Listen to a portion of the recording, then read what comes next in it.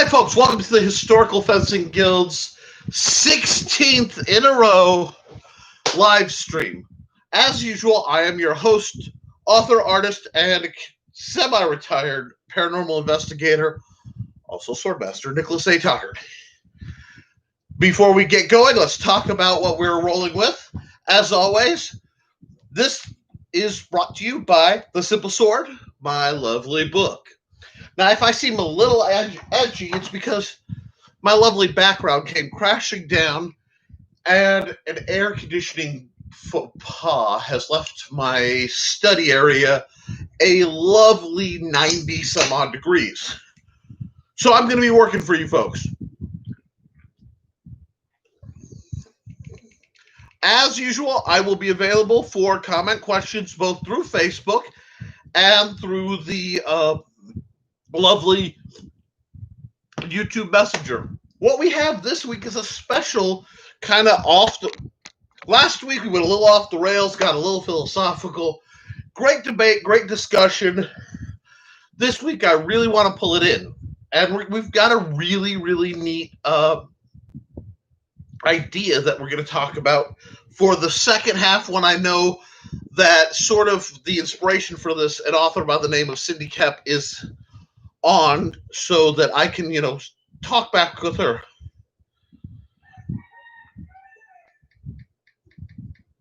And what that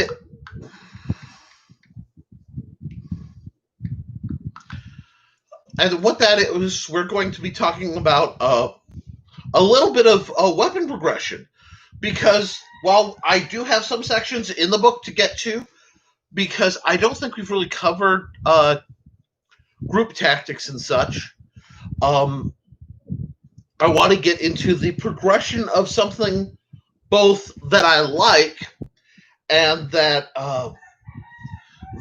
is rather unique, and that being the evolution of reverse grip weapons. Because weapon designs, especially small one-handed weapons, but what I would consider a parry dagger and a sai, I often would get asked, "Hey Nick, is this a good fencing tool?" I see these on Amazon, and they're relatively cheap. And I have in the past said absolutely not, because this particular model, while I do like it for what it is not forgiving. So if you're training in a thrust style, you need something like this. Now, they don't come in orange. Remember, folks, for the newcomers who don't know, I try to spray paint a lot of my personal gear bright orange so my students can see it and so that it shows up better on camera. I had to adjust because my lovely blue screen of poverty kind of fell off and blanketed me. So we're going to get into that as part of the second half. The first half I want to talk about, I started talking about trainers. And one thing I believe, if you're going to carry a knife, if you're going to carry something like this is my Cricut Minimalist. I say that because I always get messages, what is it? CRKT Minimalist Spear Point with the black. This is my day-to-day. I wake up, and this actually goes on before my glasses, because the way I store them, the necklace holds my glasses down on a little hook. That way I can see it when I look up at night. This guy is something I carry every single day. So if I want to look at it as a weapon aspect, which I really don't think of this as, I hope I can use it. And I have no problem with knives. I have no problem with small knives. Obviously, I've been a big fan of little knives for a long time.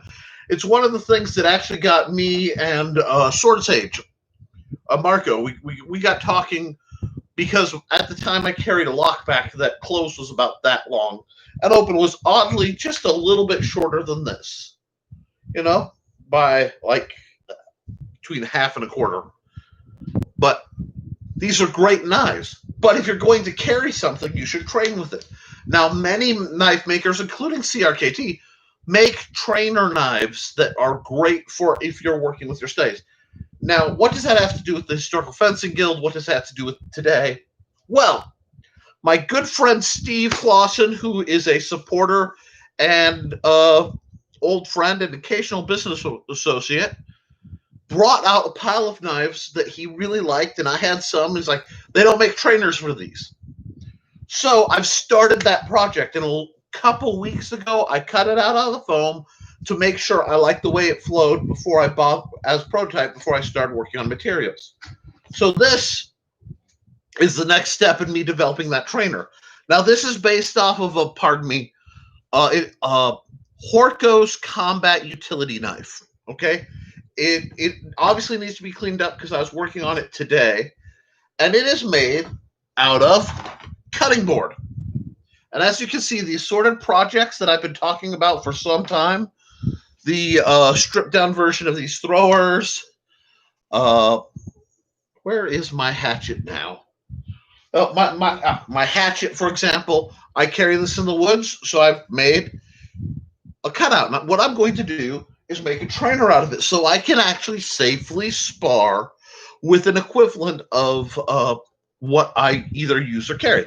Steve loved that idea because of the kitchen knife trainer that of all the markets, I've yet to see somebody mass produce a kitchen knife trainer. Now, I like this knife, and you'll notice how I'm gripping it. I'm gripping this knife a certain way because I've been reacquainting myself with some of the games I used to play very early in my sword fighting career when I used to spar with people like John Miner. Now, it's a case of the SCA discussion that we could have with him is one thing, and I'm almost loath to go there because so many people are prone to go there. But his diverse other things is where I feel I actually got more. And you'll note this angle. In my book, when I'm talking about knives, let me get it open, we talk about the Tanto grip. This is a survey course. This isn't an in-depth study. If you guys want me to write an in-depth study of a specific style, let me know. Also, if you're watching this, please hit somewhere up here that like button. It's not scared of you, folks. You'll use that as a point control drill. Every video, tap that like button so that YouTube knows, thank you, so that YouTube knows that what I'm doing has value, and they're more likely to show it to more people. It's all about the algorithms. As you know, I'm almost fanatical about undercharging what I do. I give a lot of stuff out free because I believe it needs to be free, and somebody has to offset the gatekeepers. One moment. But to the best of my knowledge, the company Horkos, which I love the knife. It's very rare for somebody to hand me a knife and me to really like it. But I don't think they make a trainer, so I made this trainer. And as the nice thing about this is, again, it falls into a reverse grip very naturally. And we're going to be talking a lot about reverse grips this week. And where that gets mentioned is in the dagger section, which I spend a lot of time in. And you'll see it briefly mentioned, page 58. We're going to talk about the reverse grip, the dagger. And it's interesting because history repeats itself. Martial arts, when you get past the when you get past the mysticism, the mythos, are about the mechanics of people doing the same kind of things, usually with very similar tools. And you take an Okinawan Sai, and you take a period style parry dagger, early Renaissance, you're going to see, wow, these are very similar. The length is similar, the grip diameter. Look at this as an overlay, folks. Sorry, I have to flip it over because the ring is dramatically different. But I mean, these guys are eerily similar. Why? What is it about this design? Well, first off, this grip here, which we lovingly call the windshield washer grip, because by gripping here, I'm going to back up a bit, it allows you to by supercating your wrist, parry and make a lot of space. I don't. YouTube will not let me direct stream from my phone right now, which is really bugging me. I need to really look into some alternative method. And pardon my caffeination. Like I said, it's very, very hot. Now, anybody who's watched this channel knows this is the cold steel parry dagger, and while it normally is black, this is one of my favorite training tools pretty much ever made. I talk about this incessantly. I need to just do a video about. I need to do a set of individual reviews on just a pile of these things I go for. Now, being me, I modified mine slightly because if I'm going to go with the main gouge rig, I want the hand protection. This is just a piece of HDPE purchased, I think it's 1/8 of an inch. And I bought this for armoring purposes to make plastrons for people. We had some folks who were having trouble with gouges and whatnot, so I ended up buying some of these. And I have pieces, and one of these pieces, with a little work, turns into this very nice. This was meant to be an incredibly temporary prototype, to the point it's mostly held on by electrical tape, but it has endured many, many fights. And you want to see this is what years of use looks like. Okay, get that on the edge. That's parrying swords at full speed. These are great. I can't oversell them enough. But we want to talk about the Sai a bit, and you have to forgive me because my between the hand damage, some of my my more nimble, flippy things have just been lost to me. My hands just don't move like they used to. But I can make one of these go. I can make two of these go. And they are great for catching, for binding, for grabbing weapons and disarming. These two function very similar. It's just, I find the angle of these catch lighter swords at the extreme easier, and they're better as a training tool. Plus, this flexes. So when you stab somebody, even while you're training, even while you're armed, you're not getting hurt. But I guess we're cutting right into this, too. So we'll just go here until people talk otherwise. Now, there are 3 basic grips when you're using one of these. They have very elaborate Japanese names that at one point in my life I could pronounce probably. However, currently, my speech impediment is not going to do that, especially hot and kind of under-caffeinated. In about a half hour, as my video progresses, I'll be doing better. But, like I said, I'm still a little unnimble, so we're going to simplify things. I don't like teaching English speakers foreign terms because they get caught up trying to remember the terminology. No, I want you to be able to pick this up and roughly make it go. If you want to go pay for somebody who will give you the full terms, I can recommend some videos. We'll get into the sparring because there is something I see on a lot of martial arts videos and in sparring with people where you have 3 levels of sparring demonstrated, or we can get into. But 3 grips of this. You have the natural grip. This is this is the way you grab this. How are you going to grab it? Bam. You have the unnatural grip. This is a trained grip. And this, believe it or not, is very, very specifically done.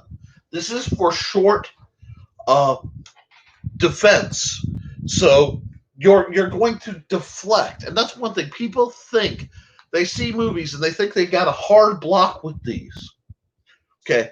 This is a tool that evolved to do, like I said, you have a lot of control aspects. You can grab, you can bind, you can hook. And we'll get into that in the 3rd grip, actually. But the 2nd grip is right here. There we are.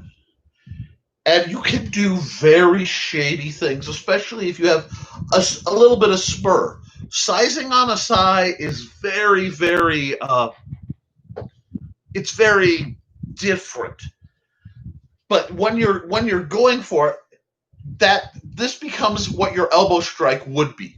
Okay? This becomes what your punch is. Very simple. This is a hook which is the same as a grab. So if you're going to grab somebody's arm, you're now hooking with the weapon. That's pretty snazzy. It's a very adept tool for what it is, but it isn't. They can be thrown. I'm not a big fan of throwing them, but I'm not a big fan of throwing my weapon ever. I'm the guy who likes lanyards, for criminy's sake. But with this, like I said, I'm getting distracted because it's fun. I haven't played with these guys in a long time for safety more than anything else. Because just because I can make something go at a practice doesn't mean other people can rapidly and safely. And I don't want to misrepresent. This is not one of my primary styles. This is not something I've written books on. This is something I've played with over the years, and I have a very cursory but functional knowledge combined with an intimate understanding of how something like this works, which allows me to have many of the same concepts pop up, even with a mangouche, as you find with a Sais. It's almost like, as I've said so many times, humans, regardless of historical era and geographic location, their body mechanics work roughly the same.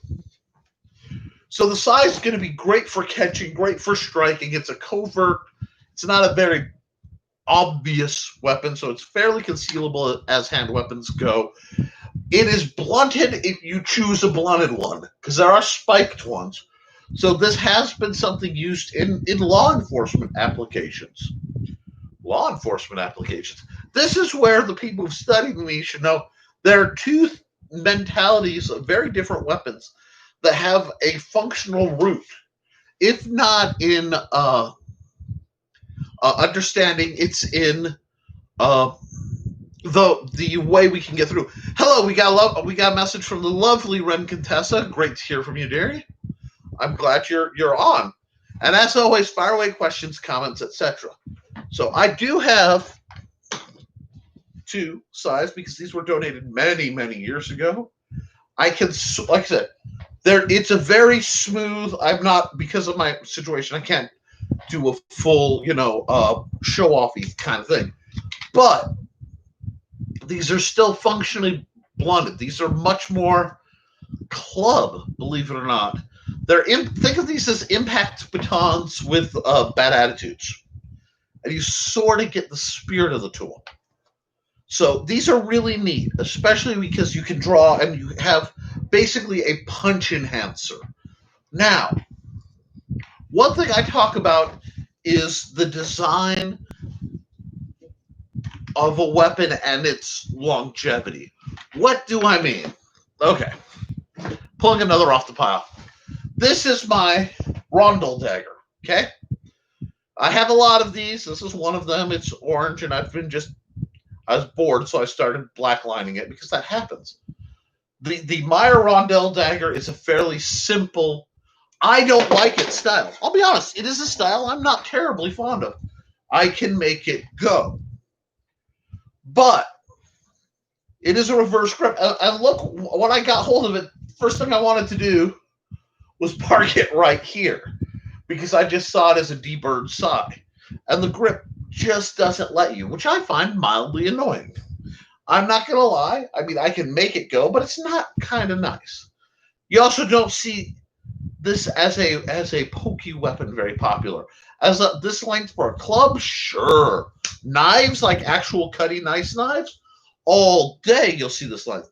But this idea of just a puncturing is a very specific tool that I'm not really fond of. Now we can get back to this guy. Because the grip, when you reverse it, gives you that positive angle. What this is becoming is essentially a variant of this.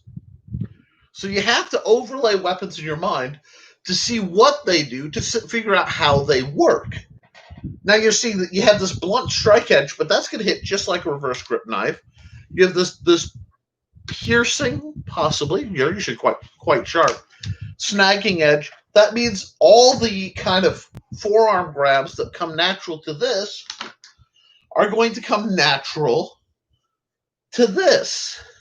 Isn't that kind of neat?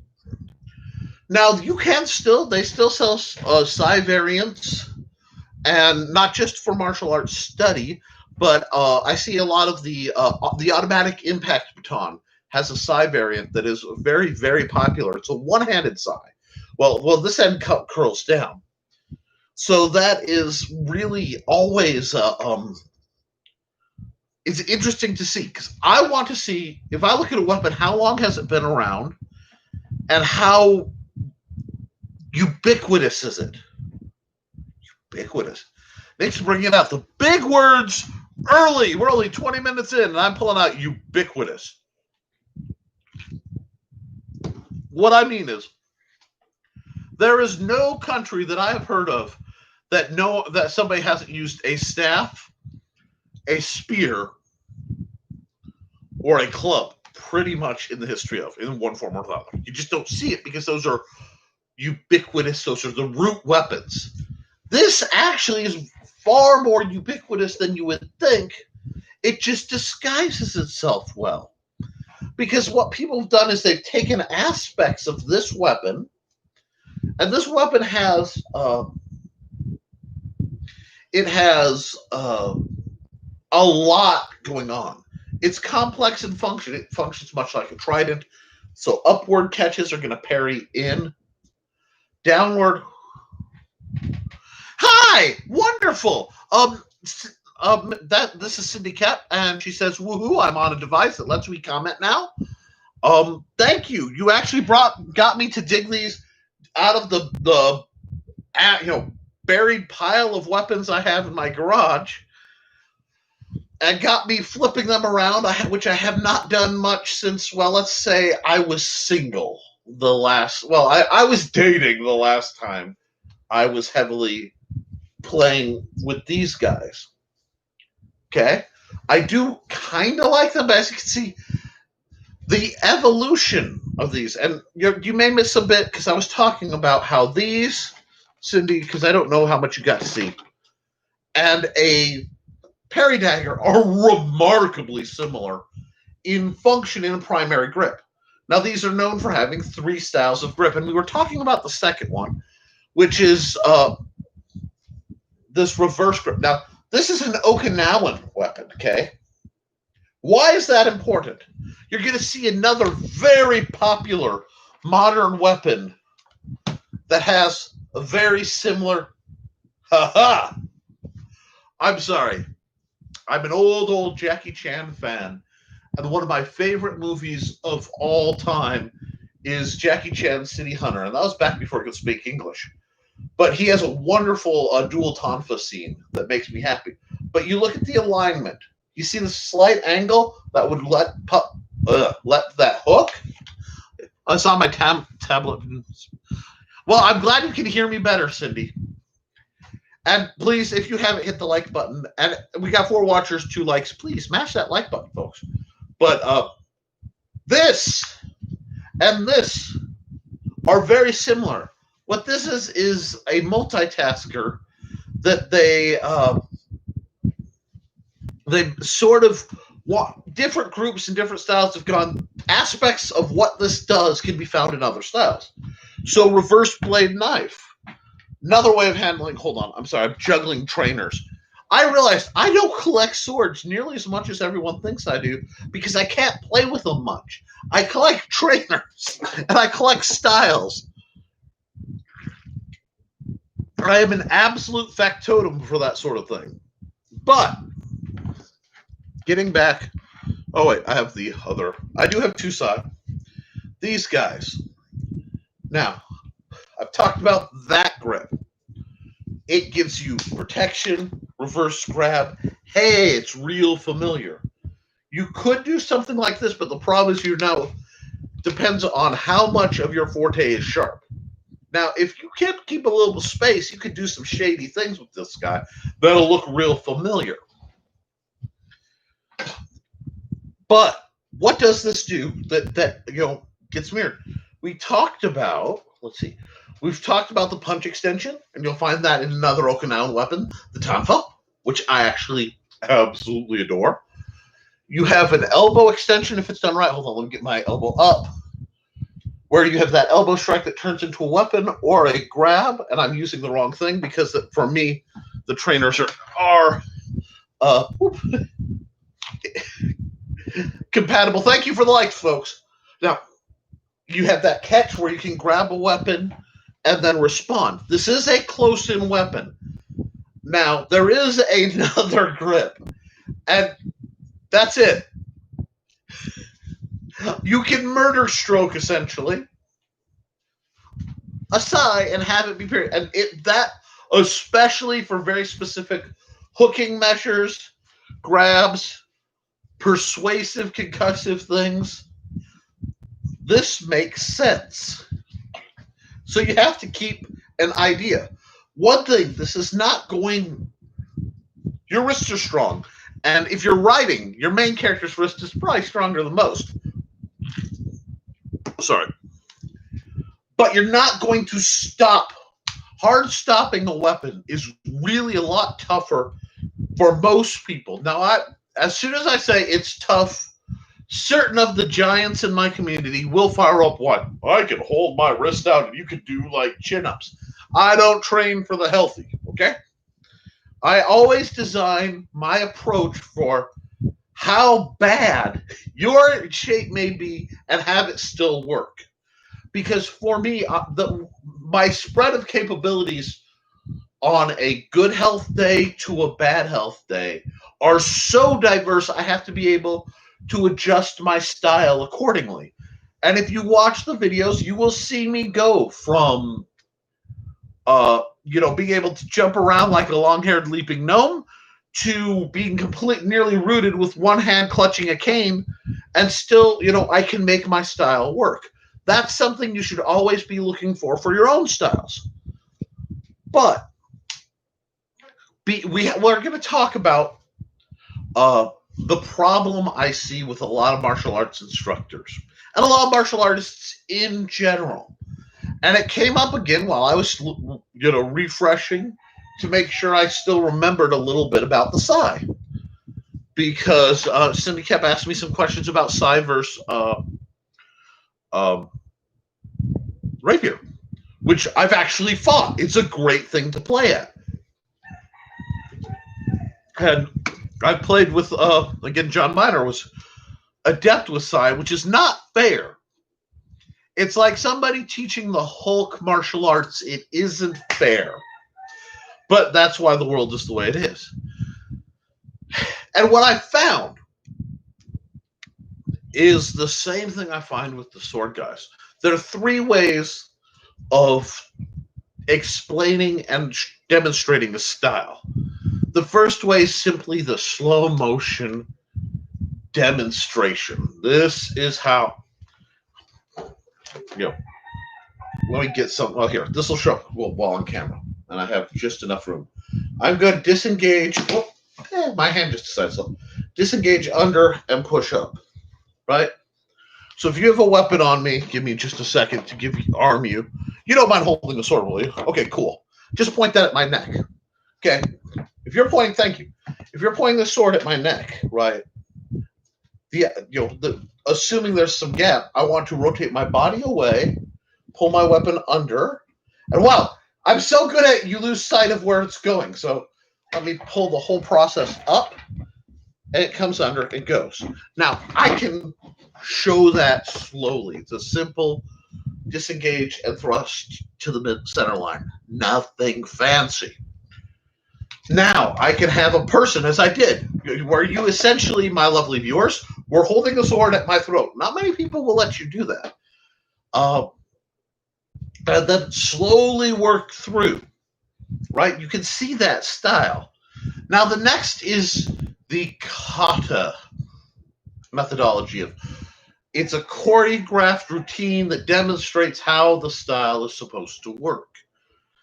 And that's where a lot, they even practice it, goes fast, it looks beautiful. The problem is, so do a lot of Kung Fu movies, and rarely does anybody die in a Kung Fu movie. because the nature of a kata is it's choreographed. So what I like to see, and it's hard to find, are demonstrations that are not choreographed. What do I mean? You learn this style, bam, bam, bam. We put on safety gear, we use a safe weapon, and we go. Okay? If we're doing throws, you put down mats and you do the throw, and it gets ugly. You get things off balance. The blocks don't quite line up, and you learn a lot. Very few groups, at least online that I'm seeing, show that in weapon styles. Now, I don't know if it's for liability issues or if it's just the safety of your customer, your paid student, because I don't charge mine. What there's reasons for it. It makes sense, but you would never go to like a Brazilian jiu-jitsu class, learn to roll around on the floor, and then not like get in the ring and at least spar to see what you're actually doing. And yet, with a lot of the weapons classes, I see people who do beautiful katas. And I'm impressed. I'm impressed with the muscle memory, the precision. For me, seeing it is a beautiful dance. But you start to lose the sense of application. And I don't just mean I'm demonstrating it. No, I want to see under speed how this works, under stress. How does it work when you're not fighting against somebody of your given style? Which is why I enjoyed so much when Cindy asked me these questions.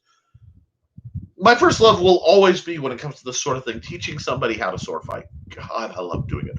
I love taking somebody who's never handled a sword before and doesn't think they can, especially, and just watching them grow and build confidence, and they find their fight and they find what styles work for them and what doesn't. It's kind of magical to me, and it's one of my great life's passions. But if I had to go after that, I think some of the most fun you can have and is when you get cross-discipline sparring, which is a lot of what the guild was set up to do. And this lovely pandemic, YouTube doesn't monetize my videos, so I don't really have to hide from the terms. But the lovely pandemic doesn't allow. Our best practices were ones where I'd see one of my Krav Maga guys like Steve Clausen sparring with like Marco. Oh god, Marco Saint's been doing. He started. I think he had done some Bagwabos. When I first met him, he was really big into Wing Chun, and there was a lot of.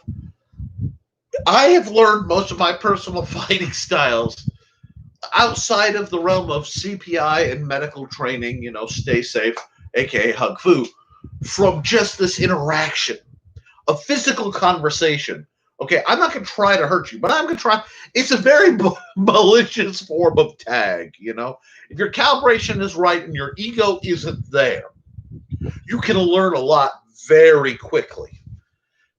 But it means my personal fighting has been from, hey, I don't have anybody who fights the way I do. And at this point, my friends don't, a lot of my friends wouldn't even tell me what they were doing. They want to play.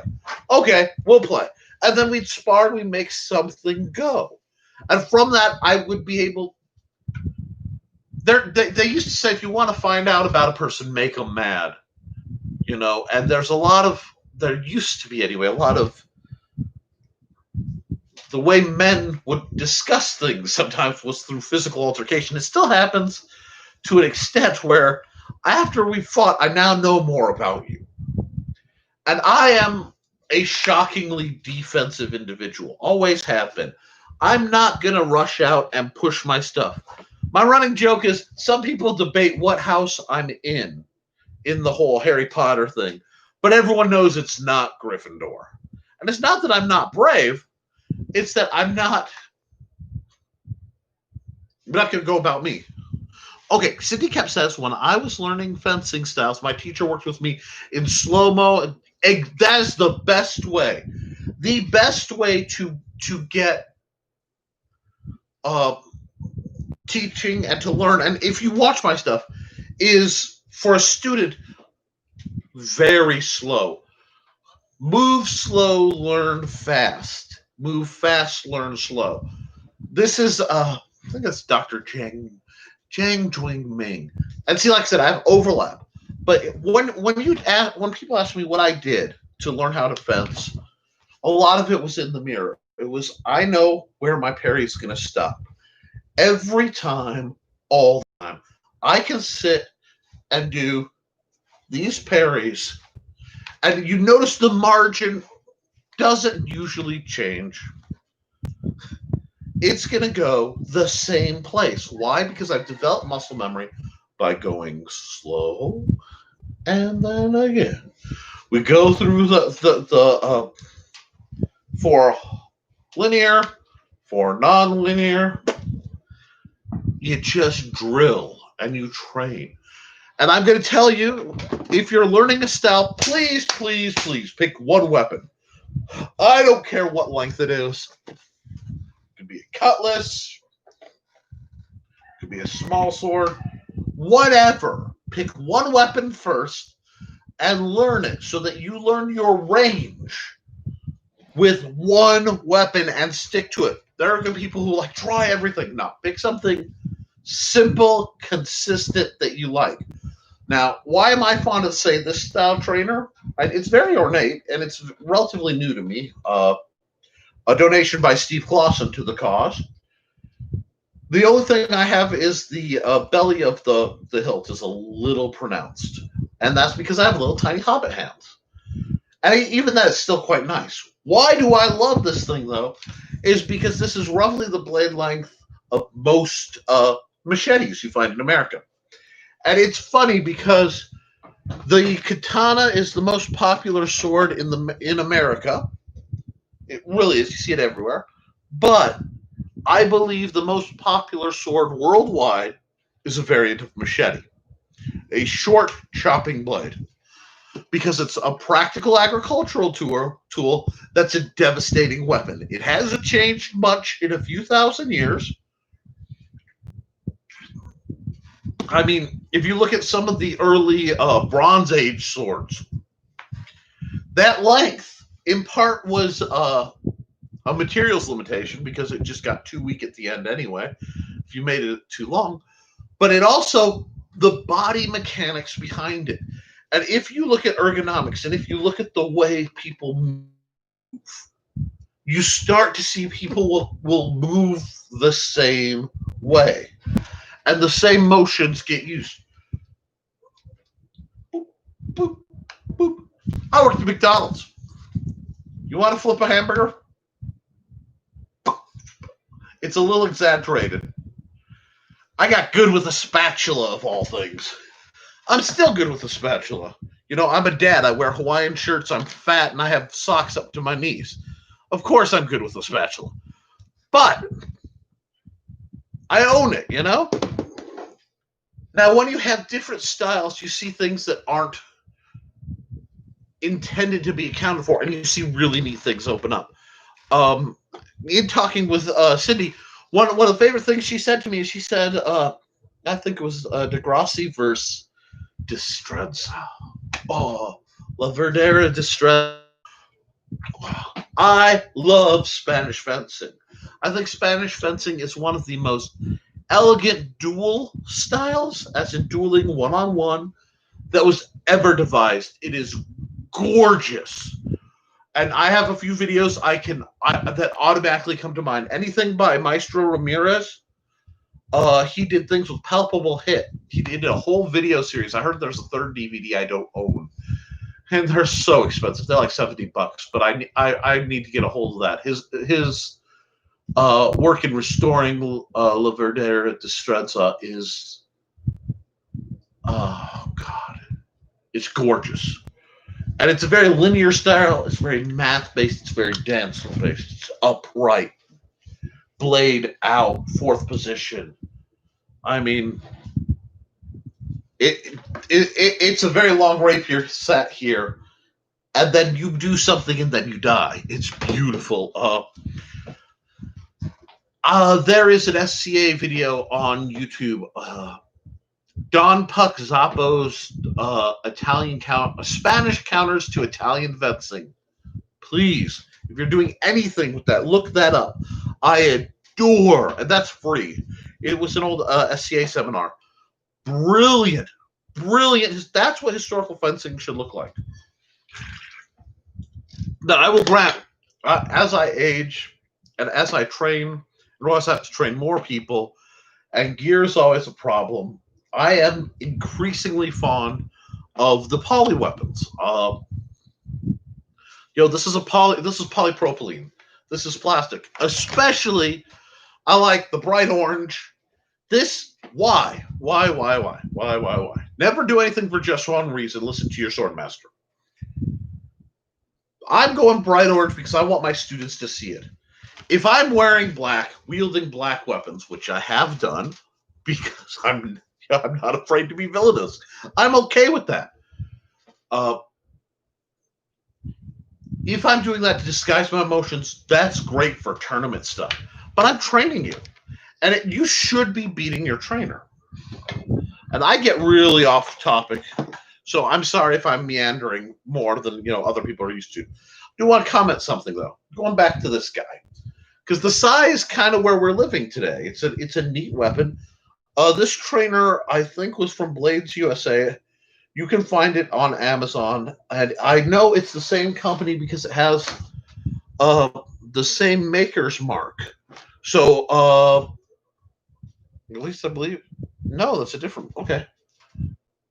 But I've found these, and they're indestructible. You just have to understand they're incredibly rigid. So if you go for a thrust, you will hurt people. You have to stop your shots or be properly armored and have excellent calibration, which is why these aren't exactly easy to reach when they're stored for my newbies. They want to play with something like that. I hand them this just because it does that, and that's a whole different ballgame. It's also I could teach sword. I could teach somebody defense if they do drilling at home. If they meet me 4 times in a row in a month, I can make most anybody physically capable should be able to fight decently. Not going to make a master out of you, but you'll understand the basics. That's sort of my elementary school of swordsmanship kind of approach. For at bare minimum single, probably within 2 months, you're going to have an assortment of weapons. But I prefer to teach a single light sword, rapier, small sword-ish as a groundwork, because that's going to where I can teach you a lot of calibration, teach you basic reach, teach you there, and then we move on. I've almost killed that. It's kind of tragic. I'm going to have to switch out to my Mio. But I'm hoping you guys are finding that interesting. I really got off topic again today. But, so, I've been going for 40 some odd minutes. I'm going to take a second, rehash what's been discussed. All sorts of trainers are getting juggled around today. A lot of the conversation is going the Sai as a root tool for other tools. And we talked about how a medieval or Renaissance parry dagger, late medieval to early to mid-Renaissance, they usually started putting more guards than just a ring on it. But, so this is the EDC. And that's what people forget. This is the idea of a 380 in your pocket, This is something you would carry to defend yourself in relatively tight quarters. It's very similar, but blunted, often with law enforcement techniques. What this will do, stylistically, because I like, you have to review, is very similar to another Okinawan weapon. This, and you start to see the body mechanics.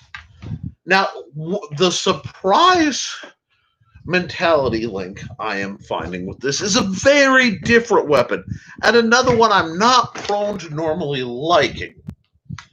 Let me see, do we have any commentary? Because my phone beeped. Yes, and Okay. Just got the thing from Cindy about it going off. That's my phone. Anyway, this is a karambit trainer. This is actually the trainer that gave birth to the Hello Karambit, which is not in the room right now. So Cindy will have to come back to see the glory that is the Hello Karambit. But like, wait a second, Nick. This is a tiny, if we're going to think in weapons, right? Oddly, same maker though. Karambit. What does this and this have to do? Well, you tell me. Where do you see the overlap in style? The grazing, the binding, depending on how this hook is done. This one has a very, very, very aggressive curve. Most I've seen, and I realized I was making a bit of a mess and running out of time, have a shallower curve. So this one is just a cheapo that I think was a disposable duty-free knife that Steve bought with the intention of not being able to take it with him. Note the tremendous difference in the curve. This thing here is also a custom, I would say, karambit style weapon done by Angel Sword of, I think they're based out of Texas. Isn't that where they're based out of? Steve, if you're watching, please tell me where they're based out of. Again, much more linear, but that's going to give you more of the back, the hook, and the pull. The body mechanics of that reverse grip, angle pull kind of thing are all there. You don't see that. It's interesting because that's much more in Eastern or it's an Eastern, it's a South American. It's a concept you see less in more Western knife and sword techniques, and I find that interesting. I have real mixed opinions on karambits. I mean, yes, out of Texas. Thank you, Rankatessa, who really needs to do like a guide to the best things Ren fairs have to offer. Angel Sword is out of Texas. I've had the pleasure of handling some of their weapons. They have one type of steel. I believe it was Angel Steel, because the owner's a metallurgist. Pardon my enunciation. But I don't know how he managed to get steel to feel weight-wise almost like aluminum, but still have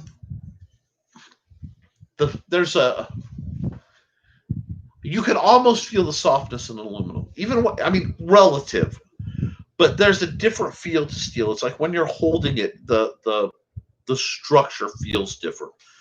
And even though it was lighter, much lighter, it flowed very nice. And actually, come to think of it, that's what this is. This is a trainer version of that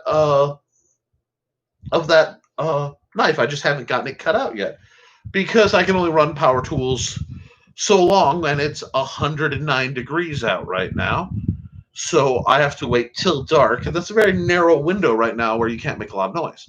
But I'm also not sponsored by any of these trainers because somebody was asking me, yeah, I bet you make money with all those weapon sponsors. No, I got a deal with Purple Heart Armory where I requested and helped modify the, I don't think it's up here anymore because I moved some of my things. Yeah, the Italian tactical side sword trainer. And he threw in a free one for me. So for designing it, that's what I got out of that. I'm not a earth shattering deal, but it put a great product on the market.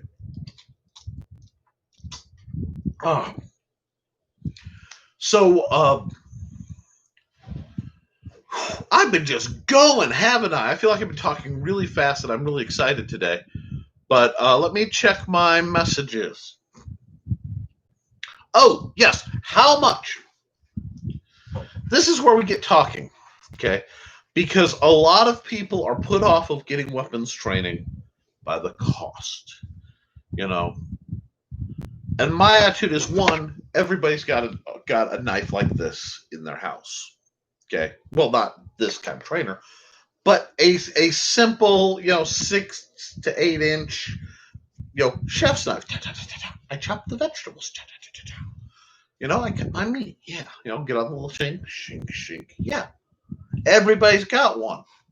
If something goes bump in the middle of the night, I know so many people who are like, well, I'd be up, so I just grab a knife out of the knife drawer. Great. Are you training with it? Do you have any idea, other than the first rule of fencing, which is the pointy end goes in the other guy, what to do with it? Well, I mean, hey, anything is better than nothing, but you don't want something that's going to get taken away from you and then used against you rapidly. You want to pick a weapon that works with your style, your availability, and that you can work with. They're like, well, Nick, they don't make trainers. I know. This is a cutting board and just a little bit of golf grip tape. I made this because I had the scrap, a piece of oddly shaped scrap, and I realized I had an opportunity. I had done a commission to make some trainers, and I'm like, okay, well, how cheap can I go? Let me see. I'm not sure the cost of the knife that Steve, mentioned it. Let me handle to make this. Okay, the knife. You have to understand, Steve is a bit on the high end of things. The knife this trainer is based off of is a $330 knife. I'm not gonna lie, it's one of the nicest knives I've held pretty much in my entire life for functionality. The grip is perfect, but didn't have a trainer for it, so made one. What did I make it out of? I will mention again. You can still see roughly. I had to shape it a bit where it came from. These cutting boards, which only have a little bit more on this side, are 88 cents at Walmart. When I am done cutting this particular cutting board up, I will have 6 trainers. Okay? Because I'm actually going to try to make my little knife trainer more as a S&G scenario. But 88 cents. Now, you pay $1.50, $2, you get a bigger board, you get a much sturdier thing. You just take a jigsaw or a little handsaw. You can get them for as low as $1. Little hacksaw, narrow blade, mini hacksaw. Keyhole saw is really good. And you rough out, and then you just take anything sharp, and you just sort of shape the edges a little bit to round it off. That means you can make trainers at a price of what is that? 15 cents. So the knife, which is an amazing knife, by Spartan Blades, is Horkos. It's a $330 knife. I'll probably never see it again, but until I pass this off to Steve or one of the others, I can train with something that once I put a grip on it is going to have the rough shape, the rough feel. I can get my hand position, build muscle memory, learn my range for like 15 cents and a little work per knife. I'm on a bar stool that while I shift, I love to hit the little handle and drop myself down short. Sorry about that. Let me see if I can fix that. Not bar stool, it's a office stool. Sorry about that. Always amusing when I just don't drop out of sight, though. It's much like fencing me. I've been going for an hour, so I'm going to take a break. Finally caught the live stream. Okay, Bitter Blossom, can you identify yourself in such a way that I know who you are besides your call sign? If I know you, and if I don't, I'd love to. I'm all about making friends. But thank you for coming out, and thank you guys for right now. I've got 4 watchers, 4 likes. I couldn't ask for anything else. But what you want, I don't know. I've been talking a lot, and it was geared towards Cindy, who, if she's still here, let me know if there's anything you want to see, basically motioned out a little bit. because, like I said, I can make a Sai go. I can make most weapons go. I also, while we're on the topic, I'm going to be making a lot of different, very basic trainers just to see what works, what doesn't, etc. If this material holds up enough to be worth my time, I'll do it out of that. If not, I'll have to beg, borrow, or steal more cutting boards to get something a little thicker. But some of these knives, what would it look like to bind a blade in a Sai? Cool. Alrighty. First off, we need a Sai, which we have. Boop. And we need a blade. Are you looking like a rapier blade? Well, here, I'll just do it again. Actually, well, here. We'll bring up, here, hold this for me. Thank you. So right now, Cindy is asking me to bind a rapier blade in a Sai. Whoops, drop the other side. It's going to catch, right? And then you're going to flip. Okay? And that's really, I have to be careful not to push this out of the way. But the bind is catching just like this. And I'm hoping this helps. Oh, rapiers, this is perfect for it because this is a very light anagram of rapier. Show you options. Because it's going to catch the blade flat. It's going to put a flex in it. It would be much easier if I had, an actual partner, but Lydia is kind of lazy over there, so I have to improvise. So the gravity and there is some leverage angles. Oh, you definitely want to. Well, okay, a Sai is basically supposed to be all Forte, right? Because Forte is the bottom half of a sword. Now, we can talk about breaking a sword up by lots of blade lengths. For the people who don't know, there are 3 I like to reference. I'm going to get a slightly longer weapon here. Actually, this is cumbersome, so I'll go shorter. Here we go. That fits on the screen nicely. I like to know 3 sections of the blade. One, we're looking in terms of the length. The Forte, the foible, the Forte, speech impediment time. The Forte. Oh, well, okay, I see what you're saying. You'd use the side to catch the rapier's Forte. Here's the thing. The farther out you catch a rapier, the more likely it is to escape. Because you need a certain amount of metal to bind, and they have much more flexibility. Plus, this is, a much shorter weapon. So as soon as I'm making contact, I'm not making contact just straight and catching. Okay? See that? For the purpose of visibility, I'm going to switch to this. It's offset, but it still functions, and you can see it a lot better. Right? But still, much shorter. So I'm going to want to slide. I want to control. Okay? I want to catch and bind. Control, especially if I have an offhand to the flat. So I'm going to pull that away.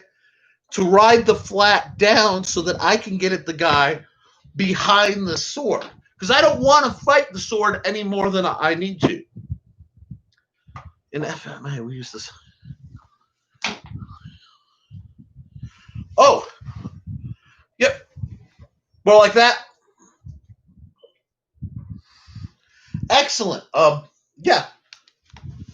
That's a good little.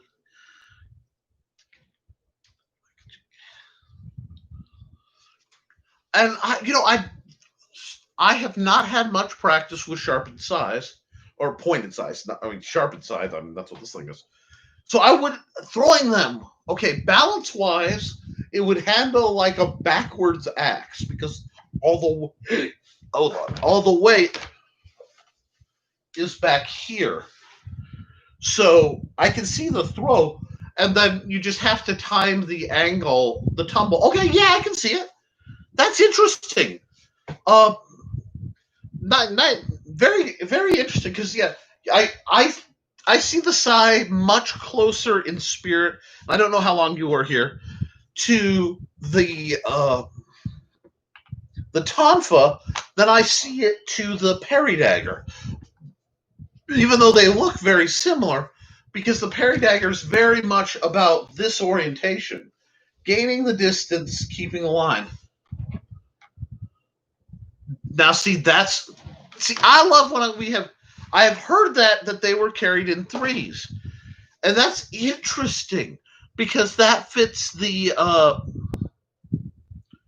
standard throwing weapon of let's see, you know, throwing knives are usually packed in threes, and ironically, some of my favorite throwing knives now, my orange battered ones, are out in the living room right now because doesn't everyone have throwing knives in their living room anyway? But something like this, I can see the number three has intrigued me. But if your throwing knife is sturdy enough to fight with, then chucking it. Well, I'm a blade thrower. I know it's a bad habit, but that's just how I learned. So I tend to think blade throw first. And this was owned by somebody who didn't quite treat it as nicely as I did, and I believe it was actually shot. I'm pretty sure this got shot. I'm not kidding. I travel in odd circles because that's a lot of force on a very rounded area, and I know a couple throwing weapons that can do it. Sparring is do I think sparring is a good way? Okay, first off, I'm sorry, let me rewind. Nozali, sorry, Sword of Arms. Do you think the sparring is a good way for beginners to learn to sword fight? Sparring is something you work toward. It isn't a first step, because first you learn how you stand, then how you move, then how you move your arms, how your body moves. You're growing a tree, okay? The first part of it is all about growing a tree, then learning to dance. At least the box step so you don't trip over. Once you have these in, supervised slow sparring. You have to have done calibration drills against a Pell or a heavy bag or something that you can feel it rebound. You have to know your range. But sparring at the same point is intimately necessary. It is something every new person wants to jump to, usually before they're ready. And okay, karambits are essentially fidget spinners, but sorry. But yeah, sparring is something, once you get to where you can, you should frequently. But if you're sparring, you want to spar with, while you're learning, somebody better than you. Okay?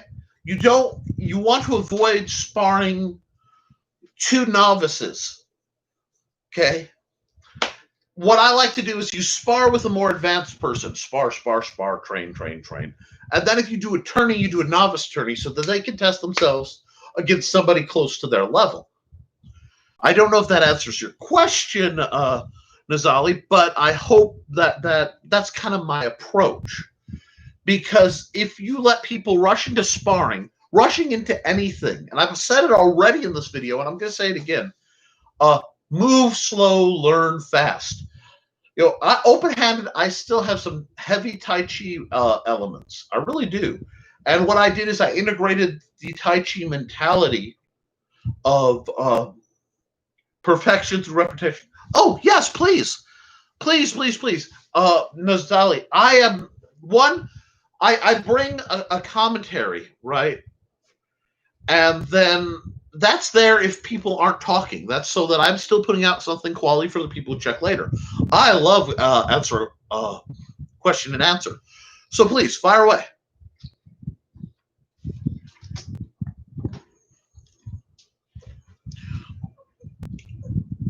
But what I'm going to do, I'm going to keep prattling because I don't want dead air while I'm waiting for you to type. That's no pressure. You can always ask me questions, okay? And the Historical Fencing Guild has a public group on Facebook. You're more than welcome to join up. because the guild isn't meant to be the school of Nick. Now, the local area is kind of the school of Nick because I've taught a lot of people and I've brought, but it's about bringing people of different disciplines. And what I did is I distilled a lot of styles into a book to be both somebody who's wanting to learn defense. So, like, if you're wanting to learn defense, The Simple Sword is my book. I recommend it. And if you have Kindle Unlimited, you can actually download it for free. But while you're writing your question, and please fire away. Let me make sure I'm not missing anything on my other, because I get a few people who Facebook Messenger me. No, okay. We're clear on Facebook Messenger this week. But yeah, fire away. And if you're watching this video now, you're watching it later, you come up with a question, I check. Oh, you need to spar to learn any martial. Absolutely. Once you've established safety, because Bitter Blossom said you need to spar to learn, and I agree with that. There are many people who only learn katas, and I have found that there are two problems with that. One, non-compliant and unexpected responses are something that, unless you experience them, you're not prepared for. Because when it's like, okay, I'm going to do this, you're going to do that. How many videos have you seen? Okay, what we're going to do is the first move in the series. We're going to have my partner do a down. Okay, there's the other side. A downward block. I am going to respond with a double cross high. Downward block and double cross high. Now I'm going to bring left hand out, right hand over. I'm going to clear the weapon and strike. And that means she's going to blah, blah, blah, blah, blah. And what you start, and that's great as a training thing, as a way to get the rhythm and learn your ranges. But you can't, because I know people who get programmed into katas to the point where I would mess with some of them. If I knew their kata well enough, I would bait them into getting into that flow and then do something dramatically offside to throw it. So sparring supervised, first supervised, and that you need an independent party. Everybody respects watching, not only for the safety of the fighters, but for their health. I nearly died on the field. I had severe heat exhaustion at a medieval event. I was fighting in a garment I lovingly call the Widowmaker now, because it did not breathe, but it matched all the punch requirements for my group. Not my group, the group I was in the SCA. And I fought a melee, and a day not unlike this, it was about 120 degrees, and it literally nearly killed me because I got severe heat exhaustion. So you need somebody there when you're having fun to go, wait, stop, hold, drink something, take a break. Everybody's flushed. It's way too hot. And you kind of have to have that. You have to have somebody for when, especially new people to this, the temperature, everybody's could get a little hot under the collar. You got to have that ref, whatever. The other thing I can't stress enough is that that you record your practices. Everybody carries one of these guys. You know what I mean? Everybody has a cell phone. Set one up, record it, and then watch. Because while you're learning, you need to learn how you die. And a lot of what I do is I teach people from the mindset of, I want the people who learn my approach to learn it with the intent to teach it.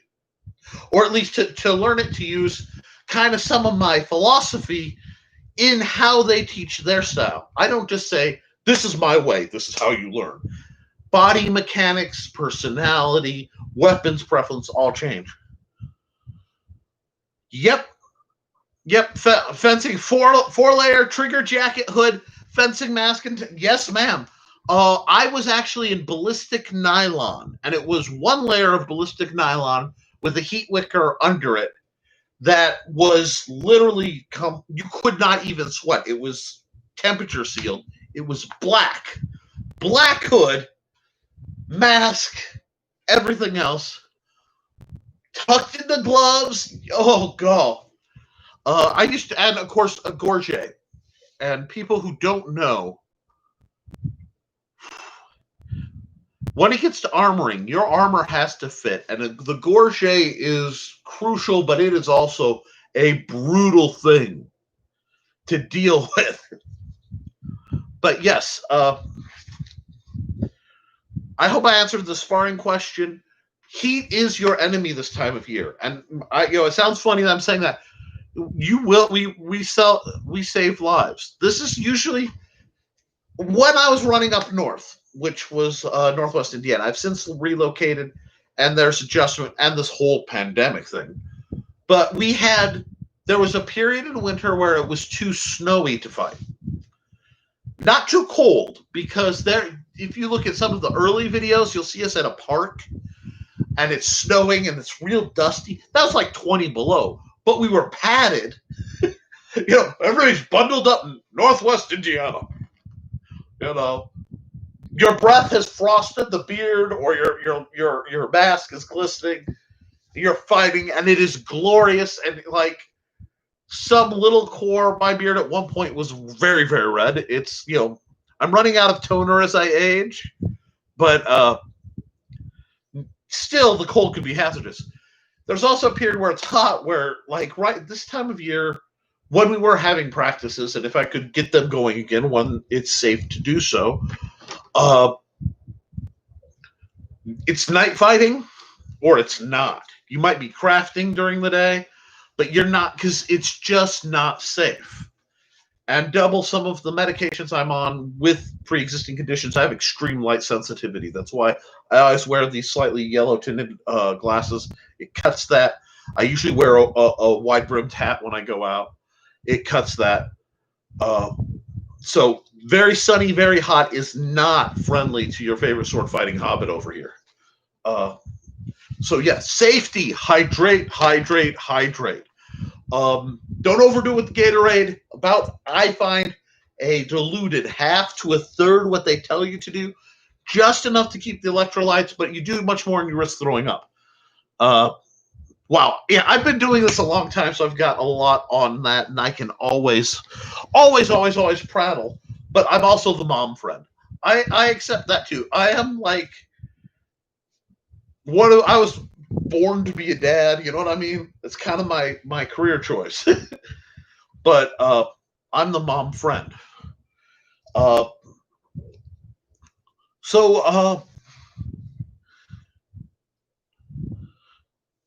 still haven't gotten a question from Nozali. I don't know if I lost you, but other than, can you ask a question, please? That's the basis of what we do here.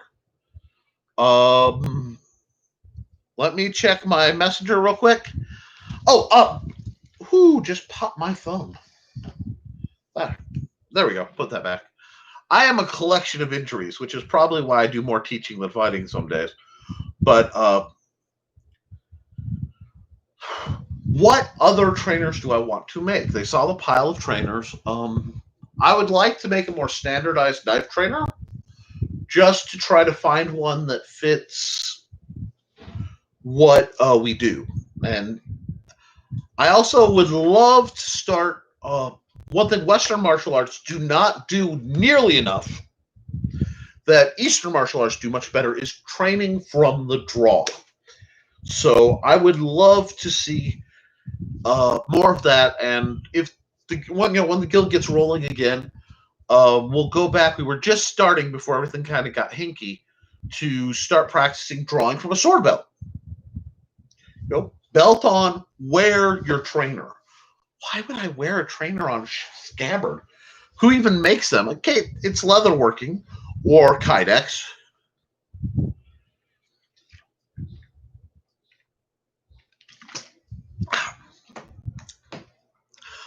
One, I think I know exactly the video you are talking about. Older gentleman. Sidney Kep just said, in one of the side videos I watched, In one side videos I watched while trying to become an instant YouTube expert, yay! I heard that all things being equal, the person with the longest weapon wins.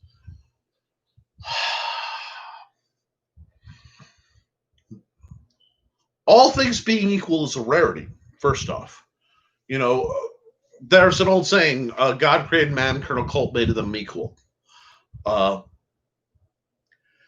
I teach people to fight with weapons that are proportional to them. That means my preferred rapier is either a 34. That is my here. 1 second. I'm still here. I'm not off camera. Not off camera. Okay. Whoop. Boom. Bring this old battered toy out again. No, I haven't changed the leather. Yes, I will work on that. Maybe if you're nice, I'll record it. This was my day-to-day weapon. And the only reason I'm getting away with holding it without wearing my gloves is I'm one hand on the tip, one hand on the grip. But I will be cleaning this up to make it nicer. This is an oval Schlager. This is a 34-inch weapon. It ends up about 36 with the gap in the with the Ricasha. Let me see if I can get where you can see, because I have one finger. I can do two depending on how weak my hand is feeling at the time. Very, very, very responsive. This was my weapon. The cross piece was redone in brass and made a triple knuckle duster by John Miner. I may talk. I know a talented young welder by the name of Tyler Clausen, and I would love to see him do something like this out of stainless, maybe, or just even brazing brass, just to make something very pretty and relatively light. But this is my baby. This is like the weapon I fought with for 2 decades of fencing. That being said, when I was going, there was a arms race where who could get the longest rapier for that very mentality. The long guy with the longest weapon always wins. And there are exceptions. One, you can't swing a broadsword when you're in the forest. It's an old SCA song. It's even more true inside. So anytime there's tanglements, the idea of the length of the weapon becomes an issue. As I was saying, going from you have to be able to draw a weapon. That's why this is one of my favorite new trainers. I have a couple swords, including this, that are roughly, 1 second, clear, okay. Wow, that's an old habit. Anyway, this is an anagram for this. They're not perfect, but I know training with this, other than it's a lot lighter, this is going to handle, it's going to have very similar reach, and I am inside my study swinging this thing around in a controlled manner because my door is locked. But pick a weapon that fits you. That's why I disagree. If it gets out, it is a lot harder. So you have to, if you have a shorter weapon, you either have to rapidly close or make them make a dumb mistake. Okay, I'm sorry. I was talking. I lost some. So yeah, my favorite fencing style was double dagger. I was fighting a guy's name was Victor Vukovitz out of South Bend, Indiana. God, twin Hanway 43s. The guy's just shy of 6 foot, but has arms that literally come down to his knees, okay? On a 12-foot list field, as a gimmick, I asked, hey, can I'm going to stand, before we do this, I want to check something. One corner to corner, can you just reach out and poke me without trying? And of course he could. So I'm like, okay. 2 17-inch. Why? I have to close now. So I'm running a 30 and a 17, or a 2 17. They're 17 and a half, whatever. Flexi daggers. I'm going because I have. I have to get past that initial shot and inside. When you're talking about rapiers especially, sorry, I want to find the picture, we have to talk about the band of attack. And I have a graphic. I just have to bring it up. You see, I decided when I made my book, I'm a fairly talented artist, but people don't want a fairly talented artist. They want to be able to understand concepts. One concept is this. This is called the band of attack. What that means is you got 3 zones, right? So this is as far, the interior of this on a thrust is as far back as a weapon can be pulled. You can't pull it much farther back. The end's going to stop at a certain point, and then your full extension of your reach. Okay? If you're outside of that with a short weapon, you're safe because they still can't hit you. If you're inside the full extension, they have to do draw cuts, they have to do a concussive blow, but they can't stab you as a fencer. It's that middle gray area you really don't want to be on. It is far more important that your weapon always fit you. So, we're gonna saying it's the longest always wins is not true. It's easier, but it isn't. Skill and luck will always interfere, and old age and treachery will always beat youth and exuberance.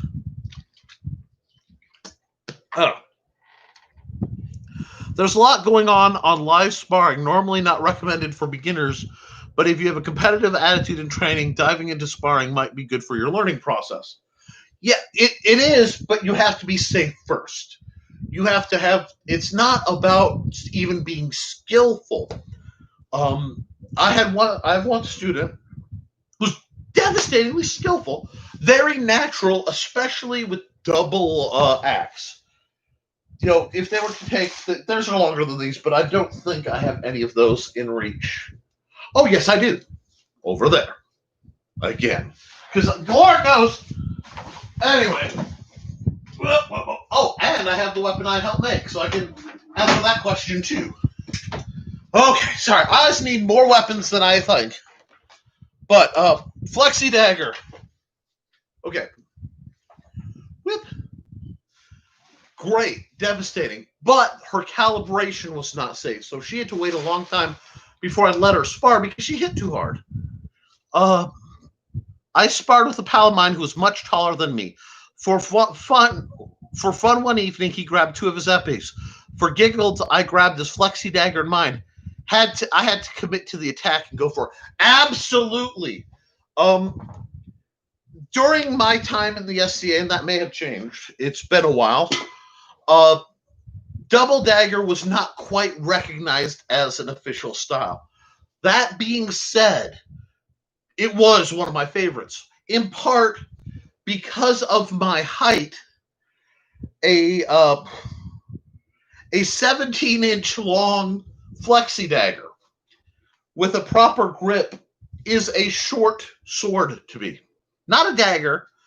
It literally, because I'm 5'7", short-armed, it goes the length of my arm. Quick, my version of a sword, mechanically, a sword's blade should go from either the length of your arm to the center line, okay, for a single-handed weapon. Why? Because you have to be able to draw it, and you have to be able to do low parries without digging into the ground. And that can get difficult the longer the weapon is. And leverage starts to be a big issue. A lot of people who are shorter or weaker try to switch out for a longer weapon to offset that, and all that's really doing is giving your stronger opponent more leverage to get that out of the way and jump in your shorts. So tailor your weapons to you. Always. Incidentally, Sydney, I don't know if I read it to you guys. Sydney said, I sparred a pal of mine who was much taller than me. For fun, one evening, he grabbed 2 of his epées. For giggles, I grabbed his Flexi Dagger mine. I had to commit to the attack and go for it. How did that work out for you? I'm just curious because that will tell me a lot about how you was that something you found in your comfort zone? Because when you were learning to fight, I'm going to tell you a terrible secret they don't want. Swordsmen, then swords ladies, swords women, swords zers, or whatever. Terms change very quickly. But sword people are not mass produced. Okay, there are ways to do that. Like the Chinese 7 Points form was designed to just crank out basic martial artists for early military applications. Here you go. You don't know how to fight, now you do. It ain't fancy, but you know enough. Go. That being said, when you get past that, there's a world opens up, and I think it's important that it's allowed to, because I teach people the basics so that everybody has the Rosetta Stone, and then I try to help them find their fight. And if you ask anybody around me who's been around, Trelane is a great one to ask, how to find your fight. And I'm a bit of Ollivanders with weaponry. I'll teach everybody roughly a 2.5 to 3 foot long single-handed thrusting weapon as a basis. Everybody gets to learn that. That is writing block letters. Some people live there. They love it. You keep a single one, and then they divert. Some go small sword, some go gin, some go silver. They want a offhand parry dagger and start yelling about the unclean Spanish rapiers. Seriously, read George Silver just for the smack talk alone. It was hard. I just tried to hold back. One reason I like Destreza as we understood it, but once I got used to it, I did okay. The fellow who was the head marshal told us to quit. And then you run into the bane of the SCA. If you were safe, if you're safe, you're supervised, it's a valid fighting style. It's fine. I used to do double flexi dagger against Schlagers because the mid-realm didn't use that base. Much heavier weapons. And I made it go. But yes. So absolutely. I do like classical foil as a training tool, because you can buy foils cheap and make your riggings.